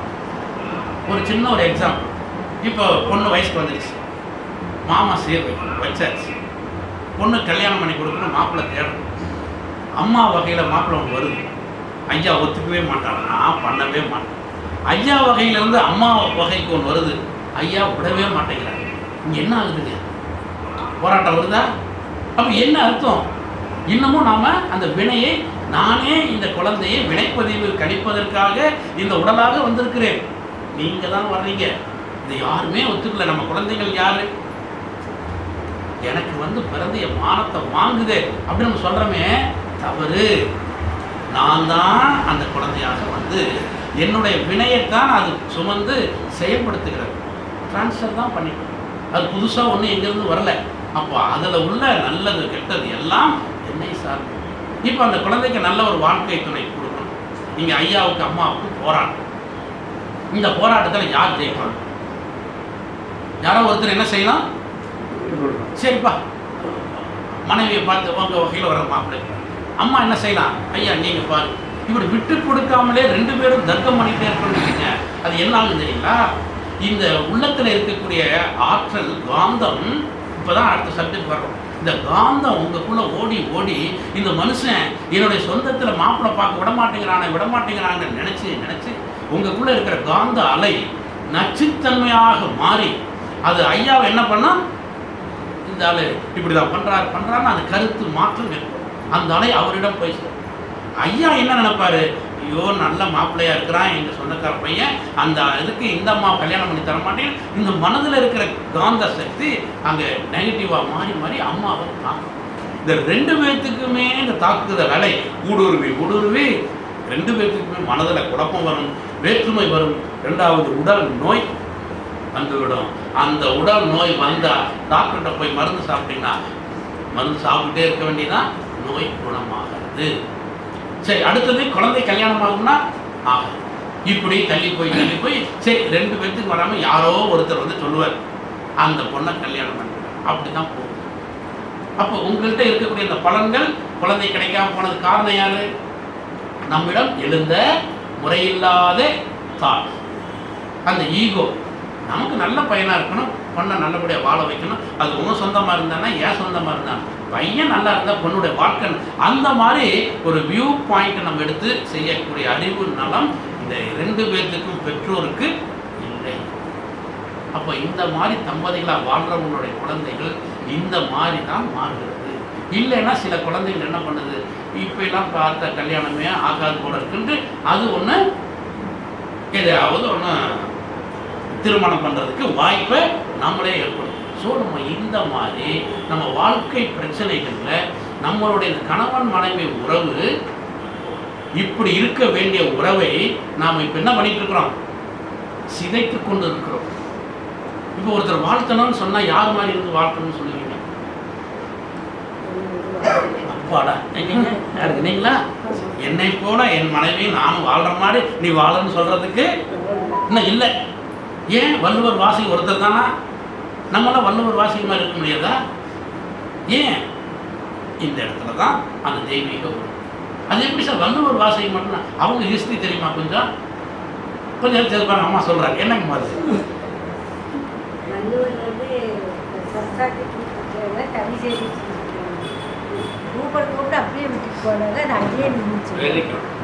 அதனால அப்படி பண்றது. சரி, அதுக்கு முன்னா தண்ணி கல்யாணம் பண்ணிட்டு வந்தாலும் தண்ணி சேர்ந்து அதுக்கு முன்னே ஒரு விஷயம் நடந்தது. தோண்டி யாரோ தாங்கி கொடுத்துருப்பாங்க. தோண்டி ஐயா தோண்டி யாரோ தாங்கி கொடுத்தாங்க. இதுதான் ஆணுடைய அறிவு. என்ன நடந்துச்சுன்னா, இவரு ஒரு மண் மூட்டை எடுத்துட்டு அப்படியே சுற்றி போயிட்டே இருக்கிறாரு. போறப்ப எல்லா பெண்களிடம் என்னை கல்யாணம் பண்ணிக்கிறான்னு கேட்கிறாரு. அப்போ சரி எல்லாரும் ஒரு கல்யாணம் பண்ணிக்கலான்னு வர்றப்ப ஒரு மண்ணு மூட்டையை கொடுத்து இதை போய் நீ சாப்பாடு ஆகிக்குவா அப்படின்னு சொல்லி கொடுக்குறாரு. சரி, இவரை கல்யாணம் பண்ணுறதுக்கு இந்த என்ன இருக்குன்னு திறந்து பார்த்தா ஒரு மண்ணா இருக்கு. இந்த மண்ணை என்னைக்காவது சமைச்சு சாப்பாடு போட முடியுமா? இவர் கேட்கறது என்ன? மண்ணை கொடுத்து சமைக்கிறாரு. இந்த எல்லா போகமும் இது என்ன இந்த ஆளுக்கு ஒரு பைத்தியம் பிடிச்சிருக்கு போல இருக்குன்ட்டு யாருமே இல்லை. ஆனால் அதில் ஒரு பெண்மணி வர்றாங்க. வந்து பார்த்தா திறந்து பார்க்க மண்ணை கொண்டு போய் வீட்டில் வச்சுட்டு சமையல் கட்டில் போய் காய்கறிகள்லாம் போட்டு சமைச்சு சாப்பாடு அவரு சத்தம்லாம் சாப்பிடு. கல்யாணம் பண்ணிட்டாங்க. இது என்ன நடந்துச்சு இந்த இடத்துல? எவ்வளவு பெரிய உண்மை அங்கே இருக்கு. புரிஞ்சுதுங்களா?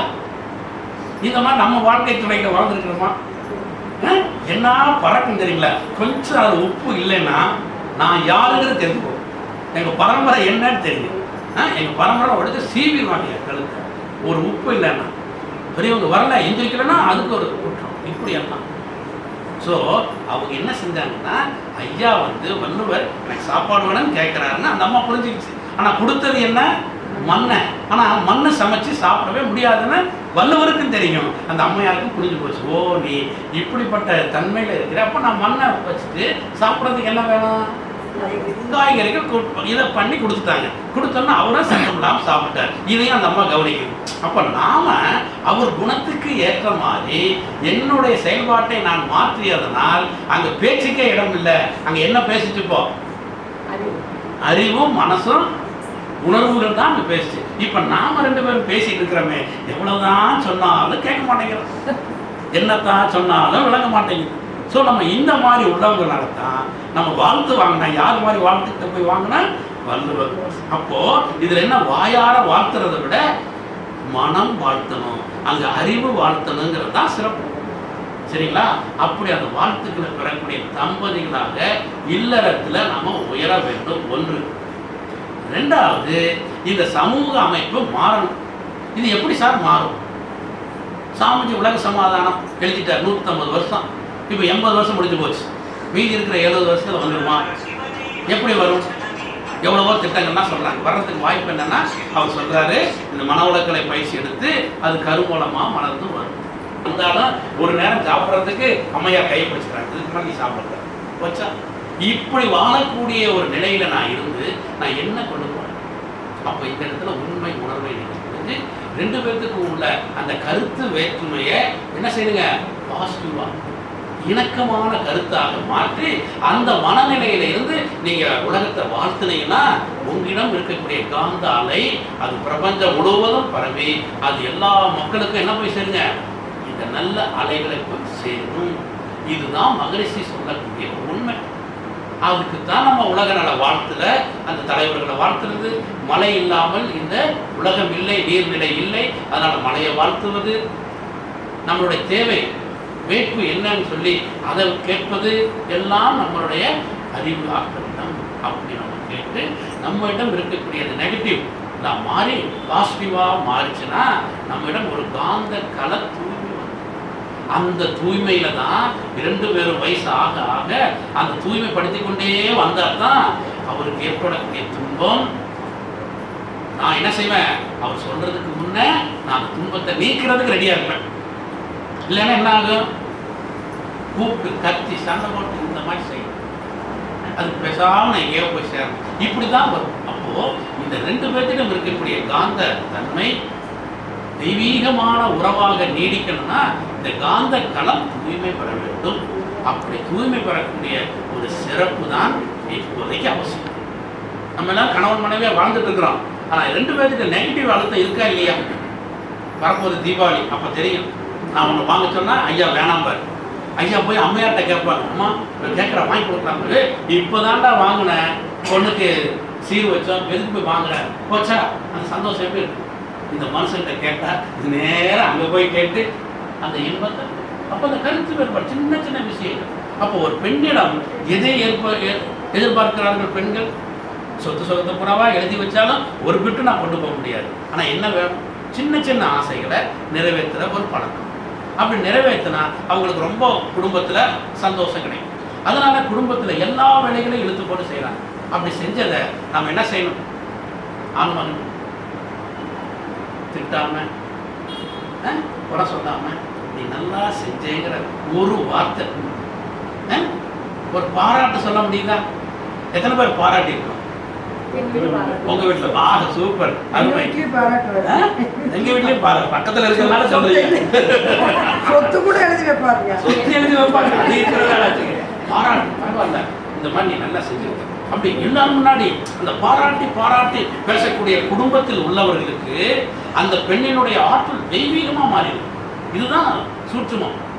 அதனால தான் மகாபாரதத்துல என்ன சொல்லி வச்சிருக்காங்க, துன்பம் வரும் பொழுதும் பாண்டவருக்கு அஞ்சு பேர் தானே பாண்டவர், அவங்களுக்கு ஒரே மனைவி தானே, சண்டையில் 5 பேரையும் கொல்லணும் தான் இவங்கெல்லாம் இந்த எதிர்பார்த்து நிற்குது. அப்போ எப்படி கொண்டுருவாங்க? ஏன்னா அப்படிப்பட்ட ஜாம்பவான்கள் அந்த பக்கம் இருக்கிற கௌரவம். எப்படி கொண்டுட்டா இந்த அம்மா சரியாகி போயிடும். அப்போ உடனே நம்ம ஆளு கண்ணன் சொல்றாரு, நீ போய் பீஷ்மர்கிட்ட போய் வாழ்த்து வாங்கிப்பாங்க. அந்த அம்மா ஏதோ பீஷ்மரை கூப்பிட்டு ஏதோ சாப்பாடு கொடுத்து, ஐயா என்னை வாழ்த்து. அவர் பெண்ணை கண்டா என்ன செஞ்சுருவாருன்னா சுமங்கலி பவர் முடிஞ்சு போச்சு. அப்போ அவன் சொல்லிட்டா அது நடக்கும். எப்படி பாருங்க போட்டு வாங்கினாங்க. அப்போ இந்த மாதிரி வாழ்த்து வாங்கின உடனே அந்த ஆயுஷ் போகணுங்கிற ஒரு நிர்பந்தம் கூட மாற்றி விடலாம். அப்படி பெண்களுக்கு ஒரு சிறப்பான ஆற்றல் இருக்கு. ஆனால் அந்த ஆற்றல் பெற்ற பெண்ணை மனசார பாராட்டுற ஒரு வார்த்தை சொல்லி பழகிட்டோம்னா அவங்க உள்ளத்தில் எப்படி இருக்கும்? போகிற காலத்துலையாவது இந்த மனுஷன் என்னை பாராட்டி இவ்வளெல்லாம் கொடுக்குறாரு அப்படின்னு மனம் நெகிழ்ந்து நெகிழும் பொழுது என்ன ஆகுன்னா அவங்களுடைய காந்த குணம் தூய்மை பெற்று அது தெய்வீகமாக மாறி அந்த ஆற்றல் உங்களுக்குள்ள ஊடுருவுனா உங்களுக்குள்ள இருக்கிற சக்கரை, ப்ரெஷர், டிப்ரெஷன், அது இது, ஹார்ட் அட்டாக், கிட்னி ஃபெயிலியர், என்னென்ன பிரச்சனை இருக்கோ அத்தனை செகண்ட்ல கிளியர் ஆகும். இது நேச்சுரல் உண்மை. எப்படி இருக்கணும்? இந்த பாராட்டுன்றதுல இந்த வீட்டுக்கார மாதிரி இந்த பிறவில இன்னொரு பிறவி யாரும் கிடைக்காது அப்படின்னு வாழ்க்கை துணை நினைத்து அப்படி பாராட்டும் பொழுது நமக்கு கிடைக்கக்கூடிய ஒரு சந்தோஷத்துல கிளியர் ஆகிடும். எதுங்க அத்தனை வினைகளும் தூய்மையடையும். இந்த மாதிரி பிறவியில நான் ரொம்ப வாழ்றேங்கிற ஒரு நிறைவு ஏற்படும். இந்த நிறைவு ஏற்பட்டால் தான் நம்ம இந்த பிறவி எடுத்து வந்த நோக்கம் நம்ம முழுமையடையும். ரெண்டாவது, நல்ல குழந்தைகள் உருவாகிறதுக்கு நாம் பெற்றுக்கொள்ள முடியலனாலும் அந்த வாழ்த்துக்கள் சொல்லி நல்ல ஒரு ஜெனரேஷன் உருவாகும். ஸோ அந்த மாதிரி பொறுப்பில் இருப்பவர்கள் தான் கணவன், மனைவி, உறவு. இப்போ நம்மள்ட்ட அந்த உறவு இருக்கா இல்லையா? சரி, இல்லாதவங்கள விடுங்க. அம்மா இருக்கலாம், ஐயா இல்லாமல் இருக்கலாம், ஐயா இருப்பார், அம்மா அவங்களாம் விட்டலாம், அவங்க தனித்து வாழ்த்தலாம், ஒன்றும் பிரச்சனை இல்லை. ஆனால் இந்த ரெண்டு பேருமாக இருக்கிறப்போ இன்னும் வைப்ரேஷன் அதிகமாகும். அந்த வைப்ரேஷன் அதிகம் பண்ணி ஒவ்வொருத்தருக்குள்ளேயும் அந்த இறைநிலையோடு கலந்து நாம் என்ன செய்யணும்? அந்த கணவன் மனைவியை மதித்து பாராட்டி அவங்க உள்ளத்தில் இருக்கிற அத்தனையும் நெகட்டிவ் எல்லாம் மாறி புனிதமாக இருக்கக்கூடிய இறை உணர்வை கொண்டு வந்தால் அந்த இறை உணர்வு தாங்க சொல்லும், 7 பிறப்பு வந்தாலும் உன்னை போல் ஒரு வாழ்க்கை துணை எனக்கு வேண்டும் அப்படின்ற ஒரு தாக்கம் ஏற்படும். அப்போதான் அந்த தாக்கத்தில் தான் பரம்பரையாக பிறக்கும் பொழுது அந்த பரம்பரை உள்ள தாத்தா பேரை வச்சுக்கிறாங்க. அவர் மாதிரி இருப்பாங்க, இந்த அம்மா பாட்டி மாதிரி இருப்பாங்க பேர் வச்சுக்கிறதுக்கு காரணம் அது வந்தால் வேற மாதிரி இருக்கும். என்ன சார் சிரிக்கிறார் பாருங்க சார். அப்போ பரம்பரையில் இந்த பண்போடு வாழ்கிறவங்க அப்படிப்பட்டவர்களாக இருப்பாங்க. ஸோ நம்ம இனிமேலாவது வள்ளுவர் வாசிக்கு போல வேண்டாம், சாமி மாதிரி வேண்டாம், என்னை மாதிரி நான் குடும்பத்தில் பார் நானும் அம்மா வாழ்ந்த மாதிரி குழந்தைகளை பார்த்து வாழணும்னு சொல்லணும். அப்போ நம்ம எப்படி இருக்கணும்? எடுத்துக்காட்டு மாடலைஸ். ஒரு மாடல் துணிக்கடையில் ஒரு மாடல் தைச்சு போட்ட உடனே எத்தனை பேர் பார்த்து அந்த பொருளெல்லாம் வாங்கணும்னு நினைக்கிறோம். அதே போல் குடும்பத்தில் கணவன் மனைவினா இந்த ஊரில் அன்னூரில் இருக்கிற ஐயா தலைவர் அம்மா மாதிரி இருக்கணும், அந்த மாதிரி நாமளும் வாழணும். இந்த பக்கம் பெரியவங்க இருக்கிறாங்க, இவங்கள மாதிரி வாழணுங்கிற ஒரு எடுத்துக்காட்டு அங்கே அன்போடு இருக்கணும். அந்த அன்பு பண்பாக மாறணும். பண்பு வந்தால் இல்லறத்தில் மிகவும் அற்புதமாக வாழலாம். போல அருள் அன்னை லோகாம்பான் போல தியாகத்தில் உயர்ந்த உள்ளவங்களா இருக்கிறீங்க. உங்களுக்கு உங்கள் தியாகம் உங்களுக்கு தெரியல. நீங்கள் ஒவ்வொரு நாளும் தியாகம் பண்ணுறீங்க, உங்கள் தூக்கத்தை தியாகம் பண்ணுறீங்க. ஐயா 12 மணிக்கு வந்து கதவை தட்டுறாரு, அம்மா தூங்கிட்டு நமக்கு முடிய அந்த வந்து கதவை திறந்து பசி அங்கே என்ன வச்சுருக்காரு, இந்தாங்க சோள தோசை வச்சுருக்காரு, உடனே சுட போட்டு கொடுக்குறாங்க. எங்கே நம்ம முடியாத நேரத்தில் ஐயா 12 மணிக்கு வந்து நமக்கு மருந்து எடுத்துக்கணும்னு சொல்லி பார்ப்போம். ஏதோ சில பேர் கொடுப்பாங்க, இல்லைன்னு நான் சொல்கிறேன், ஏதோ ஒரு நாளைக்கு கொடுக்க முடியும். எப்போ பார்த்தா இதை நீயே எடுத்து வச்சுக்கோ, ராத்திரி போய் படுக்க போகிற எடுத்து வச்சு, இப்படியெல்லாம் பேசக்கூடிய மனப்பான்மை இருக்கிறது. ஸோ அப்போ பெண்கள் எந்த சூழ்நிலையிலையும் அவங்க தன்னுடைய நலத்தை எதிர்பார்க்காமல் மற்றவருடைய நலமே இருக்கக்கூடிய அளவுக்கு அவங்க தியாகிகள். அதனால் அந்த பெண்ணினத்தை வருத்தப்படாது, பெண்ணினத்தை துன்பப்படுத்தாது வாழக்கூடிய ஒரு பொறுப்பு ஒவ்வொரு ஆண் மகனிடம் இருக்கிறது. சரிங்களா? அப்போ அதில் இந்த வாழ்க்கை துணைங்கிற அமைந்து 2 பேருமே வந்த வினை, நம்ம பிறந்த நோக்கம், நம்ம எதுக்காக பிறந்தோம்? இந்த மாதிரி அம்மையா அப்பாவுக்கு பிறக்கணுமா நம்ம பிறந்தோம்? யாராவது விரும்பி பிறந்திருக்கீங்களா? இந்த மாதிரி உள்ள அன்னூரில் இருக்கிற அம்மா அப்பாவுக்கு நான் போய் குழந்தையா பிறக்கணும். சரி, அவங்க என்ன நினைப்பாங்க? இந்த மாதிரி நம்மளே மாதிரி ஒரு பையன் பிறக்கணும்னு நினைச்சிருப்பாங்க. சொல்லுங்க சார், இது உண்மையா இல்லையா? ஆனால் பிறந்தாச்சு. அதே இப்போ இன்னொரு பியூட்டி, இந்த கல்யாணம் பண்ணுறது கூட அப்படி தான். அந்த ஊருக்காரர் வந்து இந்த ஊரில் கல்யாணம் பண்ணணும், நான் விரும்பியா கல்யாணம் பண்ணணும். இந்த நிலைமையெல்லாம் நீங்கள் யோசிச்சீங்கன்னா இது எல்லாம் என்னுடைய செயல் அல்ல, எல்லாம் இறைநிலை சரியாக காயை நகர்த்துகிறது. அது வேண்டும் பொழுது இந்த ஆட்டத்தை ஆட்டிவிடும். எப்படி குழந்தைகளை தூக்க விடுறதுக்கு ஆட்டி விடுறோமோ அந்த மாதிரி வாழ்க்கையில எல்லா வளங்களும் கொடுத்து இந்த 2 பேருக்கு வேண்டிய அத்தனை வளங்களும் கொடுக்கும்.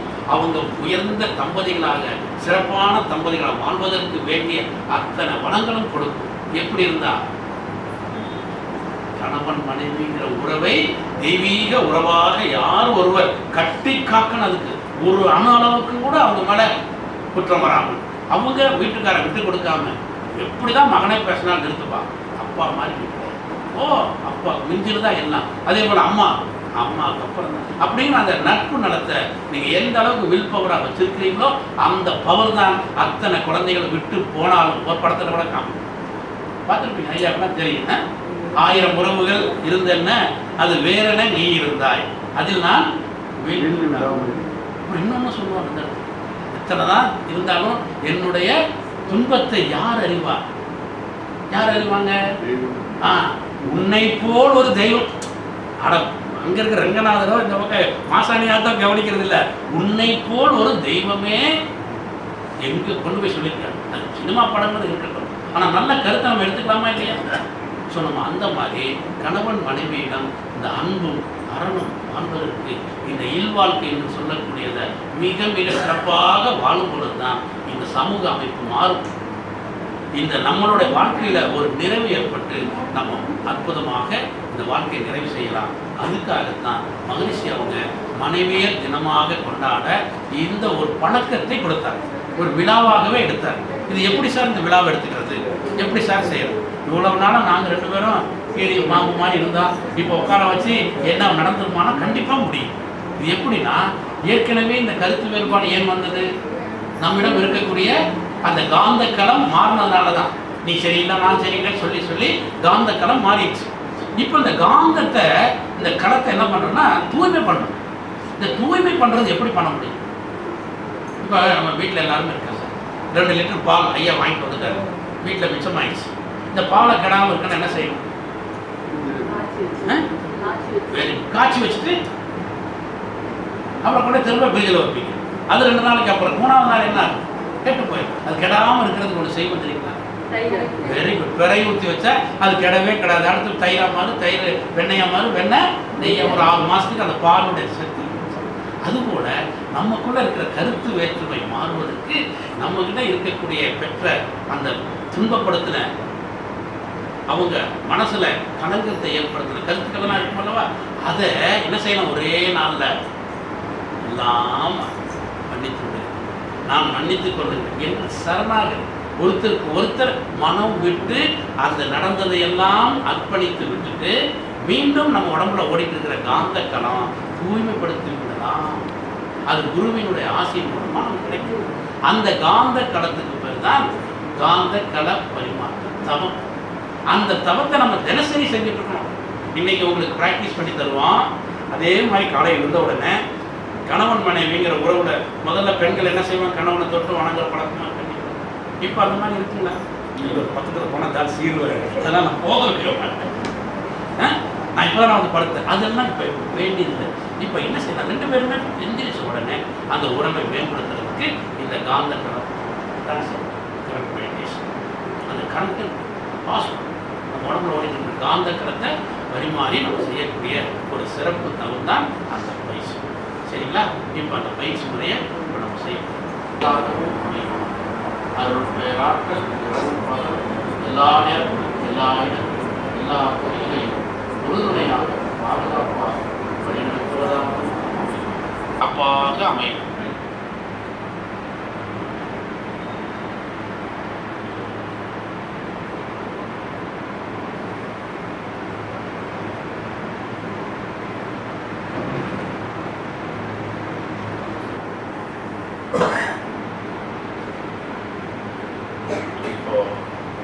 முழுவதும் 2 பேருடைய காந்த களம் உடல் ஈருடலாக இருந்தாலும் காந்த களத்தின் மூலமாக ஓர் உணர்வாக நாம் பெற்றுக்கொள்ளும். அந்த ஃபீல் பண்ண முடியுதான்னு பாருங்க. இதுதான் இந்த காந்த களத்தை தூய்மைப்படுத்தி தெய்வீகமாக மாற்றிக்கொள்ற முறை. இப்படி தினசரி இந்த மாதிரி கைகளை கொண்டு கரம் பிடித்து எப்படி ஒரு திரைப்படத்தில் சொல்கிறாங்க, உன்னை கரைமுடித்தேன் வாழ்வில் ஒளிமயம் ஆனது.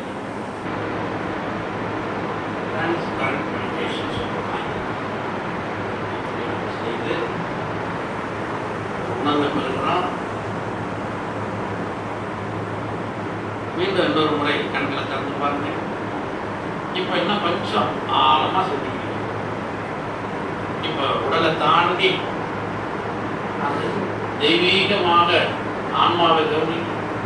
ஆன்மா எவ்வளோ சிறப்பாக என்னுடைய நல்வினைக்காக வாழ்க்கை துணையாக அமைக்கும். அதற்கு இளையவர்களுக்கும் என்னுடைய பெற்றோர்களுக்கும் நான் நன்றி சொல்ல கடவுள். கண்ணை திறந்து சொல்லணும். இனிமேல் அந்த மாதிரி சொல்லி பழகணும். காலையில் இருந்த உடனே ஐயாவும் அம்மாவும் வாழ்த்துக்கள் சொல்லி பழகணும். வாழ்க்கை வளரும். Very good. வாழ்த்துக்கள்.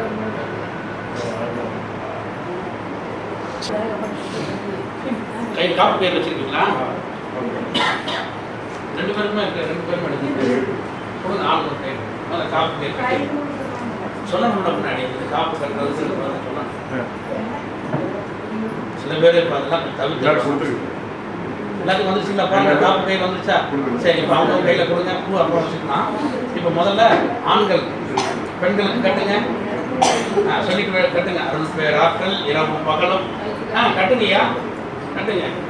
அருள் பேராற்றல். அன்னைக்கு முதல்ல 3 பிடிச்சி போகிறப்ப பயந்துருப்போம். கை காலெலாம் நடுக்கிருக்கு. இப்போ தைரியமாக பிடிச்சி போடுங்க. அருள் பேராற்றல் இரவும் பகலும் எல்லா நேரத்திலும் எல்லா இடங்களிலும் எல்லா தொழில்களிலும் உறுதுணையாகவும் பாதுகாப்பாகவும் வழிநடத்துவதாகவும் அமையமாக எல்லா நேரத்திலும் எல்லா இடங்களிலும் எல்லா தொழில்களிலும் உறுதுணையாகவும் பாதுகாப்பாகவும் வழிநடத்துவதாகவும் அமையமாக. வாழ்க வளம். அப்படியா? சரி, கொஞ்சம் நேரம் கட்டுங்க சார். என்னங்க சார் இவ்வளோ எக்ஸ்பீரியன்ஸ் இருக்கு? எவ்வளோ நூல் கொடுத்தாலும் கரெக்டாக கட்ட வேண்டாம். ஓகே, சரி. கொடுத்து கை கட்டியாச்சு.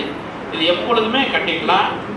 அது ஏதாவது டேமேஜ் ஆச்சுன்னா இன்னொரு கை எடுத்து இந்த மாதிரி உட்காந்து வீட்டில் உட்காந்து இந்த மலர் போன்ற சொல்லுங்க சார். இந்த மலர் போன்ற மனம் கொண்ட நீங்கள் மனைவியாக வந்ததற்கு நான் பாக்கியம் செய்தவன். உன்னை என் வாழ்நாள் முழுவதும் போற்றி பாதுகாப்பேன்.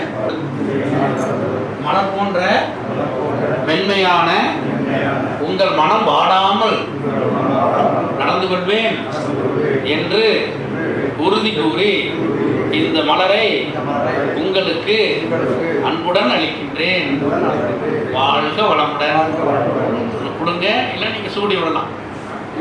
சூடிட்டா பரவாயில்ல. எடுங்க சார், போட்டா அங்கே பாருங்க. சிறப்பு தன்மைகள் நடுங்க பார்த்து.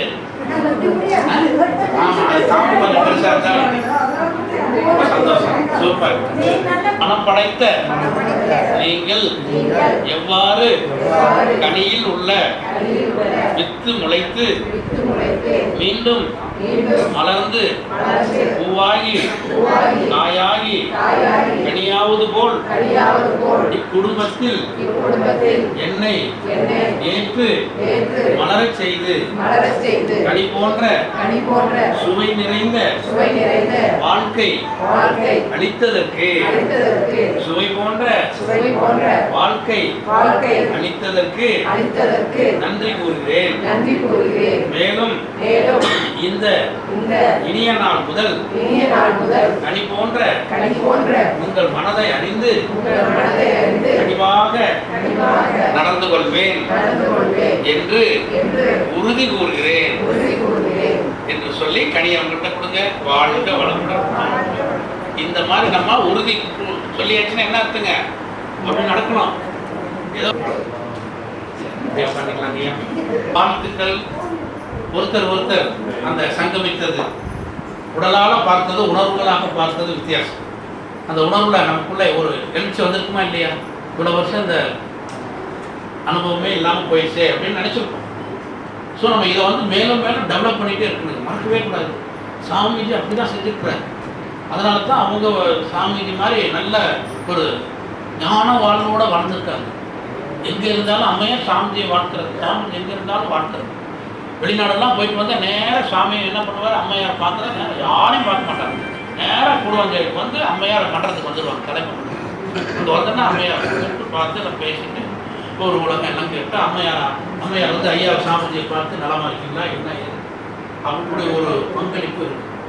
ஸோ நம்ம ஏன் சொல்ல வரணும்னா, நம்ம இந்த மாதிரி வாழ்க்கை துணைவரோட கொஞ்சம் இணக்கமாக இருந்து நம்ம வாழ்ந்து ஒரு அனுபவப்பட்டுட்டோம்னு வச்சுக்கோங்க, அதை விட மிகப்பெரிய புண்ணியம் இல்லைங்க சார். எவ்வளோ வருஷம் நம்ம என்ன இருக்க போகிறோம்? சரி, எவ்வளோ வருஷம் 100 வருஷமா இருந்தாலும் அதுக்கப்புறம் நம்ம இந்த ஒரு உறவு நமக்கு கிடைக்காதல்லவா? இந்த பிறவி அற்புதமான பிறவி நமக்கு வருமா? அதே போல் எனக்கு வாழ்க்கை துணையாக இந்த பிறவி கிடைக்குமா? ஸோ நம்ம அந்த உணர்வோட அவங்கள வாழ்த்தி எப்பொழுதும் நன்றி மறவாமல் அவங்கள பாராட்டி வாழணும். பெண்களை எந்த செயல் செஞ்சாலும் நம்ம என்ன செய்யணும், ஆண்களெல்லாம் பாராட்டணும். பாராட்டிட்டா ஒரு சின்ன ஒரு நடக்குமே சார், ரொம்ப மேலே போயிட்டேன் போகட்டுமே, நம்ம வாழ்க்கை துணை மேலே போனால் அது நமக்கு அப்படியே வருமே அப்படின்ற ஒரு பெரிய சந்தோஷத்தோடு அவங்களை வாழ்த்தி நிறைவு செஞ்சிருக்கிறோம். வாழ்க்கை வளமுடன் இந்த வாய்ப்பை அளித்த இந்த அன்பு மனவளக்கலை அறக்கட்டளைக்கும் நீங்கள் இதுதாரம் நீங்கள் கேட்டு ஒரு நல்ல ஒரு அன்பான முகத்தோடு இருக்கிறீங்க, அதை பார்க்குறதுக்கு ரொம்ப சந்தோஷமாக இருக்குது. அந்த அமைப்பை ஏற்படுத்திய இறையர்களுக்கும் குருவர்களுக்கும் நன்றி சொல்லி அமைகின்றோம். வாழ்க வளமுடன், வாழ்க வளமுடன். கொண்டிருக்கும் சாதனை பெண்ணாகிய குட்டையூர் தவமைய செயலாளர் துணை பேராசிரியர் அமிர்தவல்லி அவர்களை அன்போடு அழைக்கிறோம். சந்தோஷமா இருக்குது. ஏன்னா என்னோட சொந்தங்களையெல்லாம் நான் பார்த்து அவங்க கூட உட்கார்ந்து பண்ணும் பொழுது ரொம்ப ஒரு நிறைவா இருக்கு. என்னோட அண்ணா என்னோட அக்கா தங்கச்சிக்கு தான் இருக்காங்கன்னு சொல்லிட்டு எனக்கு நான் சிறப்பு தம்பதி. கண்டிப்பா என்னோட கணவர் சிறப்பானவர்.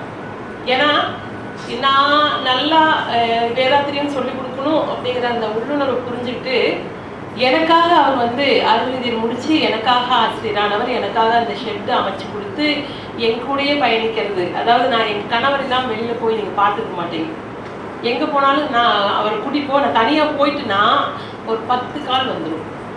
இன்னைக்கு சமைக்கிறது வந்து ஆக்சுவலா வந்து நான் சீக்கிரம் தூங்கிடுவேன். ஒரு 9 மணிக்கெல்லாம் எனக்கு தூக்கம் வந்துடும். அவர் நான் தோசை ஊற்றி வச்சுட்டு படுத்து தூங்கிட்டுன்னு வச்சுக்கோங்க, ஆறி போச்சுனாலும் ஒரு நாள் திட்டினது இல்லைங்க. என்னோட நல்லா தான் சமைப்பேன், இருந்தாலும் ஒரு நாள் கூட என்னோட சமையலில் வந்து குறை சொன்னது கிடையாது. அம்மாவோட சமையலில் ஏன்டா இப்படி சொல்கிறீங்கன்னு சொல்லி தான் எங்கள் குழந்தைகளை பேசியிருக்காரு. எங்களுக்குள்ள இது அந்த கருத்து வேறுபாடுன்னு வந்துச்சுன்னா குழந்தைகளை ஒட்டி தான் வரும் மொழிய. எங்களோட குடும்ப வாழ்க்கைக்குள்ள ஒரு சின்ன கருத்து வேறுபாடு இல்லை. நான் தான் இது வாங்க வேண்டாம் அது வேக வேண்டாம்னு சொல்லுவேன். உண்மையாகவே எனக்கு கிடைச்சது வந்து இன்னைக்கு எனக்கு கண்ணில் தான் தண்ணி வரும். என்னோட கணவர் வந்து அப்படி ஒரு நல்ல, அதாவது எங்கள் வேதாத்திரியத்தை பரப்புறதுக்காக எனக்கு கிடைச்ச ஒரு கணவர் அவர். அது வேணா நான் இறைநிலைக்கு நன்றி சொல்லணும், என்னோட குருவுக்கு நன்றி சொல்லணும். ஏன்னா எனக்காக என்ன வந்து தன்னோட சீடனா தேர்ந்தெடுக்கிறதுக்கு முன்னாடியே அந்த சீடனுக்கு துணையை தேடி கொடுத்த ஒரு மகிழ்ச்சியாக தான் நான் நினைக்கிறேன். அதனால அவங்க அம்மா அப்பாவுக்கும் நன்றி, எங்க அம்மா அப்பாவுக்கும் நன்றி. ஏன்னா எங்க அப்பா வந்து இந்த நான் சொல்றேன் எனக்கு அவங்க வீட்லயே கல்யாணம் பண்ணி கொடுக்குறீங்கன்னு சொல்லிட்டு நான் கேட்டிருக்கேன். ஏன்னா அவங்க சொந்தம் எங்க கணவர், நான் பார்த்தது இல்லை. ஆனா இது அப்படின்னு சொல்லி இருக்கிறப்போ இவர் இல்லாம இருந்திருந்தா நம்ம வேற மாதிரி ஆயிருப்போம் அப்படிங்கிறத நினைச்சு ஃபீல் பண்ணுவேன். அதே மாதிரி இன்னைக்கு நான் சாப்பாடு எல்லாமே வந்து உடம்பு கம்மி பண்ணணும்னு நீங்க முதல் கொஞ்சம் குண்டாக என்னை பார்த்துருப்பீங்க. ஆனா நான் சாப்பிடாம இருக்கிறனே வருத்தப்படக்கூடியது. ஏன்னா நல்லா சாப்பிட்டு இது சாப்பிடாம இருக்க சாப்பிடு அப்படின்னு சொல்லி சொல்றேன். ஏன்னா என்னோட உடம்போட இதோ எதுவுமே அவர் குறைபாடா என்னைக்குமே பார்த்தது கிடையாது. இன்னொரு விஷயம் சொல்றேன், நீங்கெல்லாம் என் கிளாஸ் ரசிப்பீங்களோ இல்லையோ, அந்த பெஞ்சில் உட்காந்துட்டு நான் எடுக்கிற கிளாஸை வந்து உள்மனசார ரசிச்சுட்டு இருக்கிறத நான் பார்த்துருக்கேன். அதே மாதிரி எங்க ஹஸ்பண்ட் கிட்ட சொல்லி போவேன், நான் பெஸ்டா இருப்பேனாங்க, நீ பெஸ்டா இருப்பேன்னு சொல்லி அனுப்புவார். நான் பெஸ்டா தான் இருக்கேன். அது மாதிரி என்னை பெஸ்ட்டாக உருவாக்குனவர். இன்றைக்கும் நான் என்ன படிக்கணும்னு நினச்சாலும், பிஹெச்டி படிக்கணும்னு நினச்சாலும் அவரோட கஷ்டம் அவர் தாங்கிக்கிட்டு, அவர் கஷ்டமெல்லாம் பண்ணல. ஆனால் இடைநிலை எங்களுக்கு உண்டானது நல்லதாக தான் பண்ணியிருக்கு. எல்லாமே பண்ண. அதுக்கப்புறம் மன்றத்து தான் நான் வச்சேன். அவங்களுக்கு எல்லாத்துக்கும் தெரியும், யார் வந்தாலும் நான் அவங்கள கவனிக்கிறத விட இவர் ஓடி போய் அவங்களெல்லாம் கவனிப்பார். நல்ல போயிட்டு இருக்குது, எந்த பிரச்சனையுமே ஒன்றும் இல்லை. அதை நினைத்து நான் கொஞ்சம் வேதனைப்படுகிறேன். இப்பொழுது சந்தோஷமாக வீட்டிலிருந்து வந்து இப்பொழுது ஒரு செகண்ட் பேசும்போது அவர் என்ன சொல்லுகிறார்? ஒண்ணுமே தெரியாதவராக நினைக்கிறார். நான் சில இடத்தில் நான் வாய் கொடுப்பதுனால் நான் மோசம், அவர் நல்லவர்னு சொல்லுவார். அந்த மாதிரி பணம். ஆனால் என் மேல் அவர் அளவுக்கு அளந்த பாசமும் அன்பும் வைத்திருக்கிறார். நானும் அவரிடம் அளவுக்கு மீறி அன்பும் பாசமும் வைத்திருக்கிறேன். அவர்கள் வருகிறேன் என்று 12 மணிக்கு சொல்லிவிட்டு போயிட்டார் என்றால், அந்த 12:15 வந்தாருன்னா எங்க எங்க வீட்டுக்கார் 12,000 வரலையே அப்படின்னு நான் வழியில் சென்று அவளுடன் எதிர்பார்ப்பேன். ஆனால் நான் எங்கேயாவது போயிட்டு வரலன்னா கடைக்கே போயிருப்பேன். கடைக்காரர்கிட்டயே கொஞ்ச நேரம் நின்று பேசிட்டு வரும்போது இவர் என்ன பண்ணுவார்? தூங்குறேன் பாரு, சரி தூங்கிட்டு போனா அப்புறம் தூங்காம எது சங்கவத்து ரோட்டில் நிற்பாங்க. அந்த மாதிரி எங்க 2 பேர்த்துக்குமே அளவு கடந்த பாசம், அளவு கடந்த பிரியம் எல்லாமே சிறப்பாக ஆண்டவனால் இருக்கிறது. இதை நினைத்து நான் ரொம்ப சந்தோஷப்படுகிறேன். சிறப்பாக நடத்தி கொடுத்து நம்ம எல்லாம் மகிழவும் நெகிழவும் வைத்த சுப்பிரமணியம் ஐயா அவர்களுக்கு நன்றியை நமது மன்ற வழக்கப்படி 3 முறை வாழ்க வளமுடன் என்று வாழ்த்தி மகிழ்வோம். ஸ்மார்ட் துணைத் தலைவர் இன்றைய சென்ட்ரா பட்நாயக் சுப்பிரமணியம் ஐயா அவர்களும் அவரது அன்பு குடும்பமும் வாழ்க வளமுடன், வாழ்க வளமுடன், வாழ்க வளமுடன். நிகழ்வின் சிறப்பு தம்பதிகளாக சிறப்பு செய்த ஐயா நாகராஜ் ஐயா அவர்களுக்கும் துளசி அம்மா அவர்களுக்கும் அவர்களது அன்பு குடும்பமும் வாழ்க வளமுடன், வாழ்க வளமுடன், வாழ்க வளமுடன். குட்டையூரிலிருந்து வந்து கலந்து கொண்டு ஒரு சிறப்பு தம்பதியினராக கருத்துக்களையும் நம்மீது நமக்கு பகிர்ந்து கொண்ட தண்டபாணி ஐயா அவர்களும் அவரது அன்பு துணைவியார் அமிர்த கௌரி அவர்களும் அவரது அன்பு குடும்பமும் வாழ்க வளமுடன், வாழ்க வளமுடன், வாழ்க வளமுடன். அடுத்ததாக எங்களோடு தலைமை பொறுப்பெடுத்திருக்கும் தலைவர் முருகேசன் ஐயா அவர்களும் அவரது உண்மையான தலைவர் தாமரை முருகேசன் அவர்களும் அவரது அன்பு குடும்பமும் வாழ்க வளமுடன், வாழ்க வளமுடன், வாழ்க வளமுடன். வரவேற்புரை வழங்கி சென்ற நமது செயலாளர் செல்வி சண்முகம் அவர்களும் சுமதி சண்முகம் அவர்களும் செல்வி சண்முகம் அவர்களும் அன்பு குடும்பமும் வாழ்க வளமுடன், வாழ்க வளமுடன். அடுத்ததாக வரவேற்புரை முடிச்சாச்சு. அடுத்ததுங்க வாழ்த்து இறைவணக்கம். இறைவணக்கம் பாடி சிறப்பித்த நமது மன்ற நண்பர்களுக்கு நான் அவர்களும் அவரது அன்பு குடும்பமும் வாழ்க வளமுடன், வாழ்க வளமுடன், வாழ்க வளமுடன். சிறப்பு தவம் இயற்றிய கலாமணி வேலுச்சாமி அவர்களும் அவரது அன்பு குடும்பமும் வாழ்க வளமுடன், வாழ்க வளமுடன், வாழ்க வளமுடன். அடுத்தது 10 தம்பதிகள் இன்னைக்கு வந்து அருமையா கலந்துட்டீங்க. அந்த வெளியிருந்து பார்க்கறதுக்கு அவ்வளோ நெகிழ்ச்சியாகவும் ஒரு சந்தோஷமாகவும் இருந்தது. நாங்களாம் மிஸ் பண்ணிட்டுமேனு அந்த ஃபீலிங் கூட இருந்ததுங்க. அப்புறம் ஐயா சொன்னார் 33 வருஷத்துக்கு அப்புறம் சில மகிழ்ச்சியான நிகழ்வுகளை வந்து சொன்னது ரொம்ப நெகிழ்ச்சியாக இருந்தது. இந்த சிறப்பு தம்பதி இன்றைய மனைவி நலவைப்பில் கலந்து கொண்ட அனைத்து தம்பதிகளும் அவர்களது அன்பு குடும்பமும்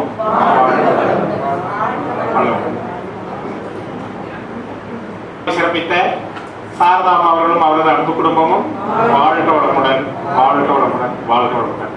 நம்மோடு இந்த தவத்தில் கலந்து கொண்டு சிறப்பித்த நமது மன்ற நண்பர்கள் அனைவரதும் அன்பு குடும்பமும் வாழ்க வளமுடன், வாழ்க வளமுடன், வாழ்க வளமுடன்.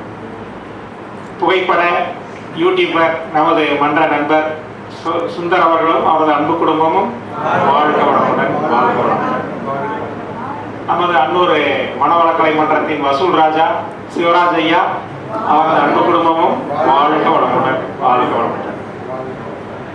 இந்த அன்னூர் மனவளக்கலை மன்றம் அறக்கட்டளை வாழ்க வளமுடன், வாழ்க வளமுடன், வாழ்க வளமுடன்.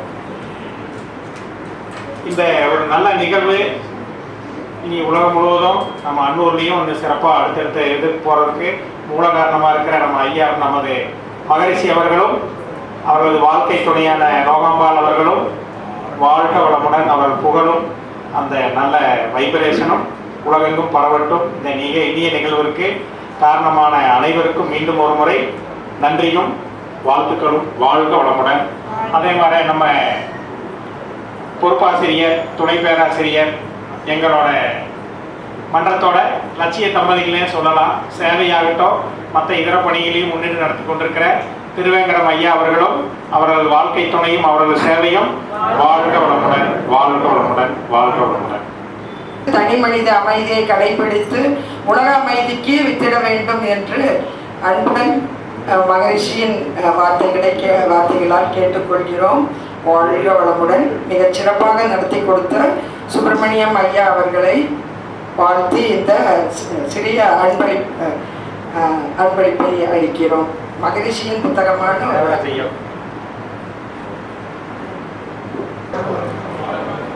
சிறப்பு தம்பதியர் அவங்கள பார்த்து நாங்கள் சிலதை கற்றுக்க வேண்டியிருக்கு. ரொம்ப அந்த மகிழ்ச்சி சொன்னார், அந்த கடுப்பற்று ஈகையாக்கணும், அந்த ஒரு நல்ல குணத்தோட மிகச்சிறப்பாக 2 பேரும் சிறப்பு தம்பதியராக இருந்து அந்த இதை எந்த ஒரு இதுவுமே இல்லாமல் ரொம்ப சிறப்பாக நடத்திட்டு வர்றாங்க. அவங்களுக்கு எங்களுடைய அன்பை காணிக்கையாக்குகிறோம்.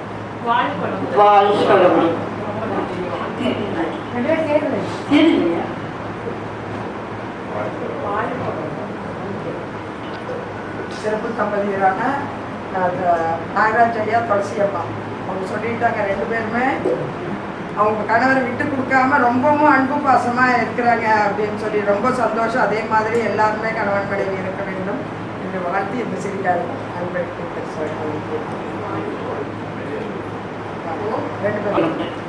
மற்றும் அனைத்து சிறப்பு தம்பதி இங்கே வந்திருக்கிறவங்க எல்லாருமே சிறப்பு தம்பதியர் தான். தெரிஞ்ச விஷயந்தான்.